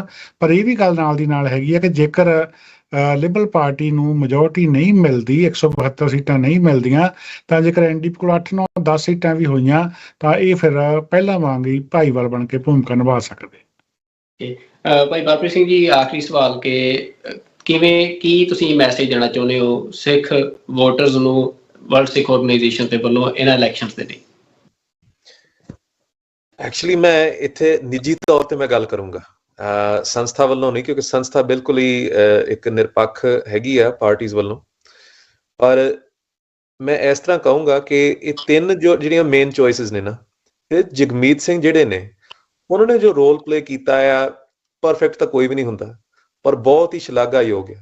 ਜਦੋਂ ਕਮਿਊਨਿਟੀ ਦੀ ਲੋੜ ਸੀਗੀ, ਟ੍ਰਾਂਸਨੈਸ਼ਨਲ ਓਪਰੇਸ਼ਨ ਦੀ ਗੱਲ ਹੋਈ ਆ, 1984 ਦੇ ਜੈਨੋਸਾਈਡ ਦੀ ਗੱਲਬਾਤ ਹੋਈ ਆ, ਕੋਈ ਵੀ ਮੁੱਦਾ ਹੋਇਆ ਤਾਂ ਉਹਨਾਂ ਨੇ ਮਤਲਬ ਸਿੱਖਾਂ ਦੇ ਨਾਲ ਹੀ ਖੜੇ ਹੋਏ ਨੇ। ਤੇ ਇਸ ਦਾ ਉਹਨਾਂ ਨੂੰ ਨਤੀਜਾ ਵੀ ਭੁਗਤਣਾ ਪਿਆ ਆ। ਇੰਡੀਆ ਨੇ ਉਹਨੂੰ ਚੇਚਾ ਨੂੰ ਡਿਸਇਨਫੋਰਮੇਸ਼ਨ ਦੇ ਨਾਲ ਟਾਰਗੇਟ ਕੀਤਾ ਆ। ਉਹਨਾਂ ਨੂੰ ਮਤਲਬ ਜਿਸ ਤਰ੍ਹਾਂ ਵੀ ਮਰਜ਼ੀ ਇਹ ਵੀ ਪਤਾ ਲੱਗਿਆ ਇਨਕੁਆਇਰੀ ਦੇ ਵਿੱਚ ਕਿ ਡਿਊਟੀ ਟੂ ਵਾਰਨ ਵੀ ਉਹਨਾਂ ਨੂੰ ਦਿੱਤੀ ਗਈ ਸੀ। ਸੋ ਇੱਥੇ ਤੱਕ ਇੰਡੀਆ ਉਹਨਾਂ ਨੂੰ ਮਤਲਬ ਲੰਮੇ ਹੱਥੀ ਲੈ ਰਿਹਾ ਆ। ਤੇ ਆਈ ਵੁੱਡ ਸੁਜੈਸਟ ਕਿ ਜਿੱਥੇ ਵੀ ਆਪਾਂ ਸਪੋਰਟ ਕਰ ਸਕਦੇ ਹਾਂ, ਇਹ ਸਪੋਰਟ ਬਣਦੀ ਹੈ। ਜਸਟ ਨਿਊਟਰਲ ਤੌਰ ਤੇ ਜੇ ਆਪਾਂ ਦੇਖੀਏ ਨਾ ਕਿ ਐਨਡੀਪੀ ਨੇ ਕਦੋਂ ਸਭ ਤੋਂ ਜ਼ਿਆਦਾ ਮਤਲਬ ਅਕੰਪਲਿਸ਼ਮੈਂਟਸ ਕੀਤੀਆਂ ਨੇ, ਤਾਂ ਆਈ ਵੁੱਡ ਸੇ ਜਗਮੀਤ ਸਿੰਘ ਦੇ ਥੱਲੇ ਕੀਤੀਆਂ ਨੇ। ਡੈਂਟਲ ਕੇਅਰ ਲੈ ਲਓ, ਫਾਰਮਾ ਕੇਅਰ ਲੈ ਲਓ, ਇਹ ਕਿਸੇ ਪਹਿਲਾਂ ਨਹੀਂ ਸੀ ਹੋਈਆਂ ਤੇ ਬਿਨਾਂ ਐਨਡੀਪੀ ਤੋਂ ਹੋਣੀਆਂ ਵੀ ਨਹੀਂ ਸੀ। ਦੂਸਰੀ ਗੱਲ, ਮਾਰਕ ਕਾਰਨੀ ਲੈ ਲਓ, ਤਾਂ ਉਹ ਅਨਪਰਖੇ ਨੇ, ਸਾਨੂੰ ਪਤਾ ਨਹੀਂ ਹੈਗਾ ਉਹ ਕਿਹੜੇ ਪਾਸੇ ਭੁਗਤਣਗੇ। ਇੱਕ ਵਾਰ ਤਾਂ ਉਹਨਾਂ ਨੇ ਕਹਿ ਹੀ ਦਿੱਤਾ ਹੈ ਕਿ ਇੰਡੀਆ ਦੇ ਨਾਲ ਆਪਾਂ ਰਿਲੇਸ਼ਨਸ ਫੇਰ ਰੀਬਿਲਡ ਕਰਾਂਗੇ। ਬਿੱਲ 21 ਦੇ ਮੁੱਦੇ ਦੇ ਉੱਤੇ ਉਹਨਾਂ ਨੇ ਬਹੁਤ ਹੀ ਜ਼ਿਆਦਾ ਢਿੱਲਾ ਬਿਆਨ ਦਿੱਤਾ ਹੈ ਕਿ ਨਹੀਂ, ਇਹ ਅਦਾਲਤਾਂ ਦਾ ਮੁੱਦਾ ਆ, ਲਾਇਰਸ ਦਾ ਮੁੱਦਾ ਆ। ਪਰ ਉਹਨਾਂ ਦੀ ਪਾਰਟੀ ਜਿਹੜੀ ਹੈਗੀ ਆ ਉਹ ਆਪਾਂ ਦੇਖੀ ਹੋਈ ਹੈ। ਤੇ ਪੀਅਰ ਪੋਲੀਐਵਰ ਜਿਹੜੇ ਥਰਡ ਚੋਇਸ ਹੈਗੇ ਨੇ, ਹੁਣ ਜਿਸ ਤਰ੍ਹਾਂ ਮਰਜ਼ੀ ਉਹਨਾਂ ਨੇ ਹੁਣ ਮਤਲਬ ਆਪਣਾ ਟਰਨ ਅਰਾਊਂਡ ਕਰਨ ਦੀ ਕੋਸ਼ਿਸ਼ ਕੀਤੀ ਆ। ਪਰ ਪਹਿਲਾਂ ਤਾਂ ਇਸ ਤਰ੍ਹਾਂ ਹੀ ਲੱਗ ਰਿਹਾ ਸੀ ਕਿ ਉਹਨਾਂ ਨੇ ਜਿਹੜੀ ਹਿੰਦੂ ਵੋਟ ਹੈਗੀ ਆ, ਹਿੰਦੂਤਵਾ ਵੋਟ, ਉਸ ਨੂੰ ਕੋਟ ਕਰਨ ਦੀ ਕੋਸ਼ਿਸ਼ ਕਰਨੀ ਆ ਤੇ ਸਿੱਖ ਵੋਟ ਨੂੰ ਨਜ਼ਰਅੰਦਾਜ਼ ਕਰਨ ਦੇ ਵਿੱਚ ਕੋਈ ਏਡਾ ਮਸਲਾ ਨਹੀਂ ਸੀ ਲੱਗ ਰਿਹਾ। ਚਲੋ ਹੁਣ ਕੁਝ ਬਦਲਿਆ ਆ, ਪਰ ਅਸੀਂ ਉਹ ਨਹੀਂ ਭੁੱਲ ਸਕਦੇ ਕਿ ਜਦੋਂ ਡਿਬੇਟ ਹੋਣੀ ਸੀ ਇੰਡੀਆ ਦੇ ਇਸ ਰੋਲ ਬਾਰੇ, ਤਾਂ ਲਿਬਰਲ ਵੀ ਪਹੁੰਚੇ, ਐਨਡੀਪੀ ਵੀ ਪਹੁੰਚੇ, ਪਰ ਕੰਜ਼ਰਵੇਟਿਵ ਉਸ ਡਿਬੇਟ ਦੇ ਵਿੱਚ ਨਹੀਂ ਸੀ ਪਹੁੰਚੇ। ਤੇ ਜਦੋਂ ਹਾਈ ਕਮਿਸ਼ਨਰ ਨੇ ਆਪਣੇ ਦੀਵਾਲੀ ਆਪਣਾ ਫੰਕਸ਼ਨ ਰੱਖਿਆ ਆਟਵਾ ਦੇ ਵਿੱਚ, ਤਾਂ ਉਹਨਾਂ ਦੇ ਨਾਲ ਰਲ ਕੇ ਹਾਈ ਕਮਿਸ਼ਨਰ ਜੋ ਖੁਦ ਹੁਣ ਪਤਾ ਲੱਗਿਆ ਇਨਵੋਲਵਡ ਸੀ ਇਹਨਾਂ ਪਲਾਟਸ ਦੇ ਵਿੱਚ, ਇਸ ਕਰਕੇ ਉਹਨੂੰ ਕੱਢਿਆ ਗਿਆ, ਉਸ ਨਾਲ ਰਲ ਕੇ ਦੀਵੇ ਜਗਾਏ ਨੇ। ਸੋ ਹੁਣ ਜਿਸ ਤਰ੍ਹਾਂ ਮਰਜ਼ੀ ਕਹਿਣ, ਪਰ ਉਹ ਸ਼ੱਕ ਦੀ ਜਿਹੜੀ ਨਿਗਾਹ ਹੈਗੀ ਆ ਉਹ ਇੰਨੀ ਛੇਤੀ ਮਤਲਬ ਠੀਕ ਨਹੀਂ ਹੋ ਸਕਦੀ। ਸੋ ਮੈਂ ਇਹੀ ਕਹੂੰਗਾ ਕਿ ਬੜੇ ਸੋਚ ਸਮਝ ਕੇ ਆਪਾਂ ਵੋਟ ਪਾਈਏ। ਕੋਈ ਵੀ ਪਾਰਟੀ ਸਿੱਖਾਂ ਦੀ ਮਤਲਬ ਪੰਥਕ ਪਾਰਟੀ ਤਾਂ ਹੋ ਨਹੀਂ ਸਕਦੀ, ਪਰ ਆਪਾਂ ਸਟ੍ਰੈਟੇਜਿਕਲੀ ਤਿੰਨੇ ਪਾਰਟੀਆਂ ਦੇ ਵਿੱਚ ਸਾਡੇ ਮਤਲਬ ਪ੍ਰੈਜ਼ੈਂਸ ਤੇ ਰੋਲ ਹੋਣਾ ਚਾਹੀਦਾ ਆ, ਤਾਂ ਆਪਾਂ ਸੋਚ ਸਮਝ ਕੇ ਵੋਟ ਪਾਈਏ। ਤੇ ਜੋ ਜਗਮੀਤ ਸਿੰਘ ਦਾ ਰੋਲ ਹੈਗਾ ਆ, ਉਸ ਐਜ਼ ਅ ਕਮਿਊਨਿਟੀ ਸਾਨੂੰ ਉਸ ਦੀ ਸ਼ਲਾਘਾ ਕਰਨੀ ਚਾਹੀਦੀ ਹੈ। ਭਾਈ ਮਨਿੰਦਰ ਸਿੰਘ ਜੀ, ਤੁਸੀਂ ਕੀ ਮੈਸੇਜ ਸਿੱਖ ਵੋਟਰਸ ਨੂੰ ਦੇਣਾ ਚਾਹੁੰਦੇ ਹੋ?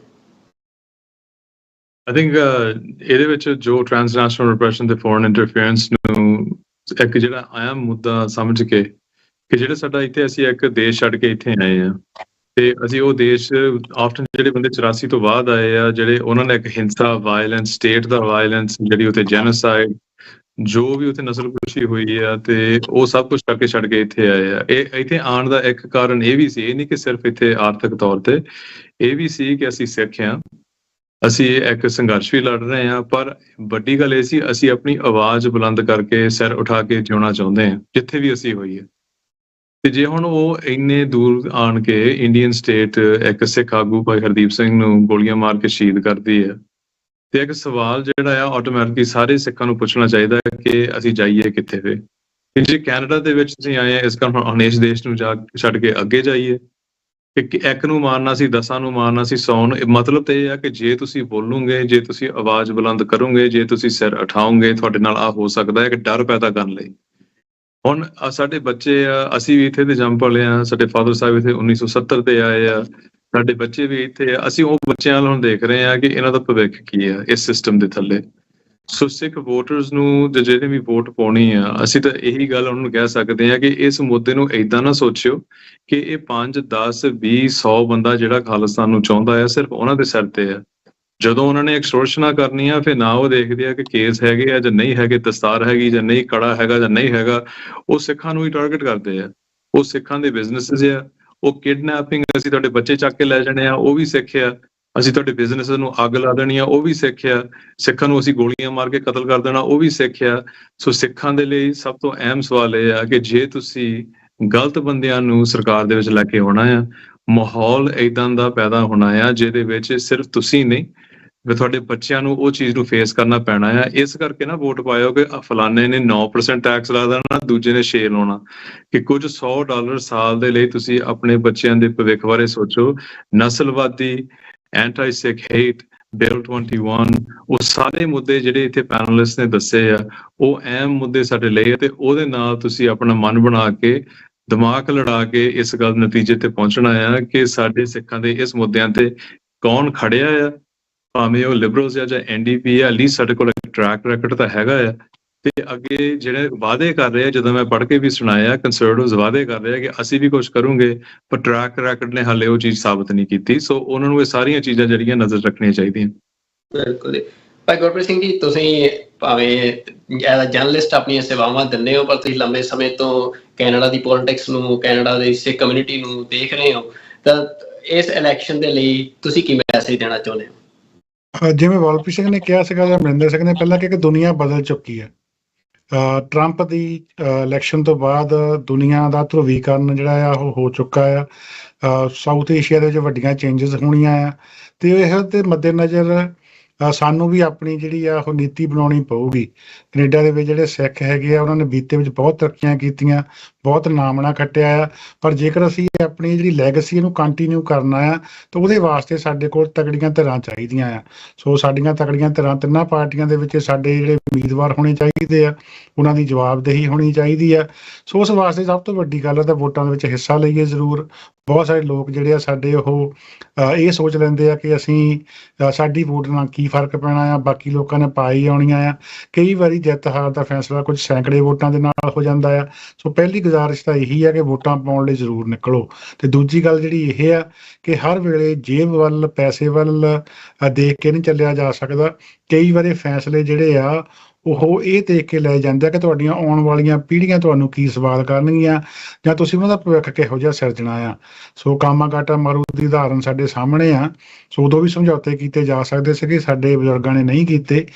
ਗਦਰੀ ਬਾਬਿਆਂ ਦੀ ਉਦਾਹਰਨ ਸਾਡੇ ਸਾਹਮਣੇ ਆ, ਉਹ ਵੀ ਸਮਝੌਤੇ ਨਹੀਂ ਕੀਤੇ, ਉਹਨਾਂ ਨੇ ਆਉਣ ਵਾਲੀਆਂ ਪੀੜ੍ਹੀਆਂ ਦਾ ਸੋਚਿਆ। ਸੋ ਜਦੋਂ ਹੁਣ ਦੁਨੀਆ ਦਾ ਧਰੁਵੀਕਰਨ ਹੋ ਚੁੱਕਾ, ਪੋਲਰਾਈਜ਼ ਹੋ ਚੁੱਕੀ ਆ, ਗਾਹਾਂ ਜਿਹੜੀ ਸਾਨੂੰ ਚੁਣੌਤੀਆਂ ਹੋਰ ਤਰ੍ਹਾਂ ਦੀਆਂ ਆਉਣੀਆਂ, ਤਾਂ ਸਾਨੂੰ ਵੀ ਇਕਨੋਮੀ ਜਾਂ ਹੋਰ ਹੋਰ ਜਿਹੜੇ ਛੋਟੇ ਮਸਲੇ ਆ ਉਹਨਾਂ ਦੇ ਨਾਲ ਸਮਝੌਤੇ ਕਰਨ ਦੀ ਬਜਾਏ ਸਾਡਾ ਫਿਊਚਰ ਦੇਖਣਾ ਪਊਗਾ ਕਿ ਸਾਡੀ ਹੋਂਦ ਕਿੱਦਾਂ ਖਤਰੇ ਤੋਂ ਬਚ ਸਕਦੀ ਆ, ਸਾਡਾ ਬੱਚਿਆਂ ਦਾ ਭਵਿੱਖ ਕਿਵੇਂ ਸੁਰੱਖਿਅਤ ਹੋ ਸਕਦਾ ਆ, ਸਾਨੂੰ ਜਿਹੜੇ ਡਰ ਹੈਗੇ ਆ ਸਾਡੇ ਹਿਊਮਨ ਰਾਈਟਸ ਵਾਇਲੇਟ ਹੋਣ ਦੇ, ਟਰਾਂਸਨੈਸ਼ਨਲ ਰਿਪਰੈਸ਼ਨ ਦੇ, ਉਹਨੂੰ ਕੌਣ ਸਾਨੂੰ ਬਚਾ ਸਕਦਾ ਆ। ਸੋ ਉਹਦੇ ਵਾਸਤੇ ਸੋਚ ਕੇ ਹੀ ਵੋਟਾਂ ਪਾਉਣੀਆਂ ਚਾਹੀਦੀਆਂ।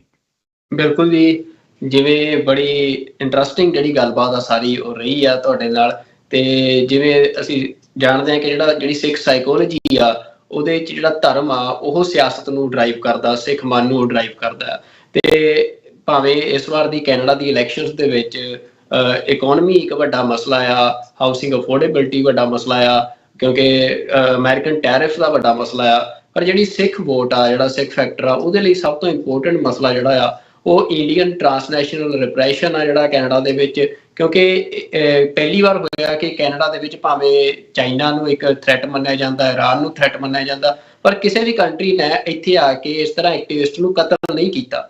ਤਾਂ ਇੰਡੀਆ ਨੇ ਉਹ ਮਤਲਬ ਇਹ ਪਹਿਲੀ ਵਾਰ ਏਦਾਂ ਕੀਤਾ ਆ। ਤੇ ਮਤਲਬ ਉਹ ਜਿਹੜਾ ਸਾਰਾ ਥ੍ਰੈਟ ਆ, ਐਕਸਟੋਰਸ਼ਨਸ ਨੇ, ਕਮਿਊਨਿਟੀ ਜਿਹੜੀ ਆ ਅੰਡਰ ਥ੍ਰੈਟ ਰਹਿ ਰਹੀ ਆ, ਤਾਂ ਉਹ ਸਭ ਤੋਂ ਵੱਡਾ ਮਸਲਾ ਇਸ ਟਾਈਮ ਜਿਹੜਾ ਸਿੱਖ ਮਨ ਨੂੰ ਪ੍ਰਭਾਵਿਤ ਕਰ ਰਿਹਾ ਆ।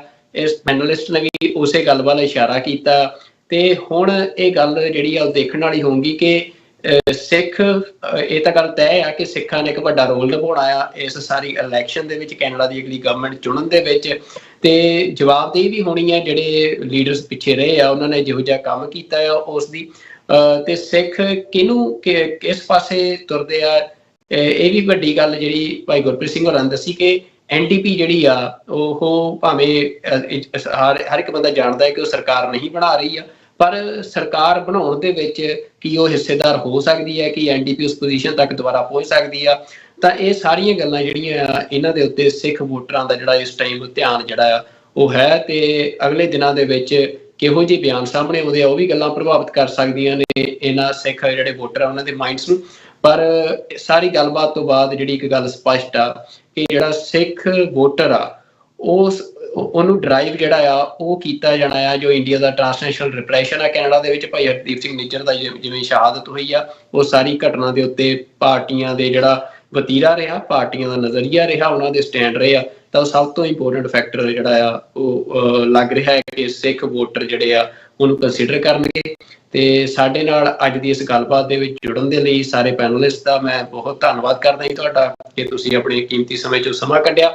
ਤੇ ਨਾਲ ਹੀ ਸਾਰੇ ਦਰਸ਼ਕਾਂ ਦਾ ਵੀ ਜੋ TV84 ਦੇ ਨਾਲ ਲਗਾਤਾਰ ਜੁੜੇ ਹੋਏ ਆ, ਮੈਂ ਧੰਨਵਾਦ ਕਰਦਾ। TV84 ਹੱਕ ਸੱਚ ਦੀ ਆਵਾਜ਼ ਆ।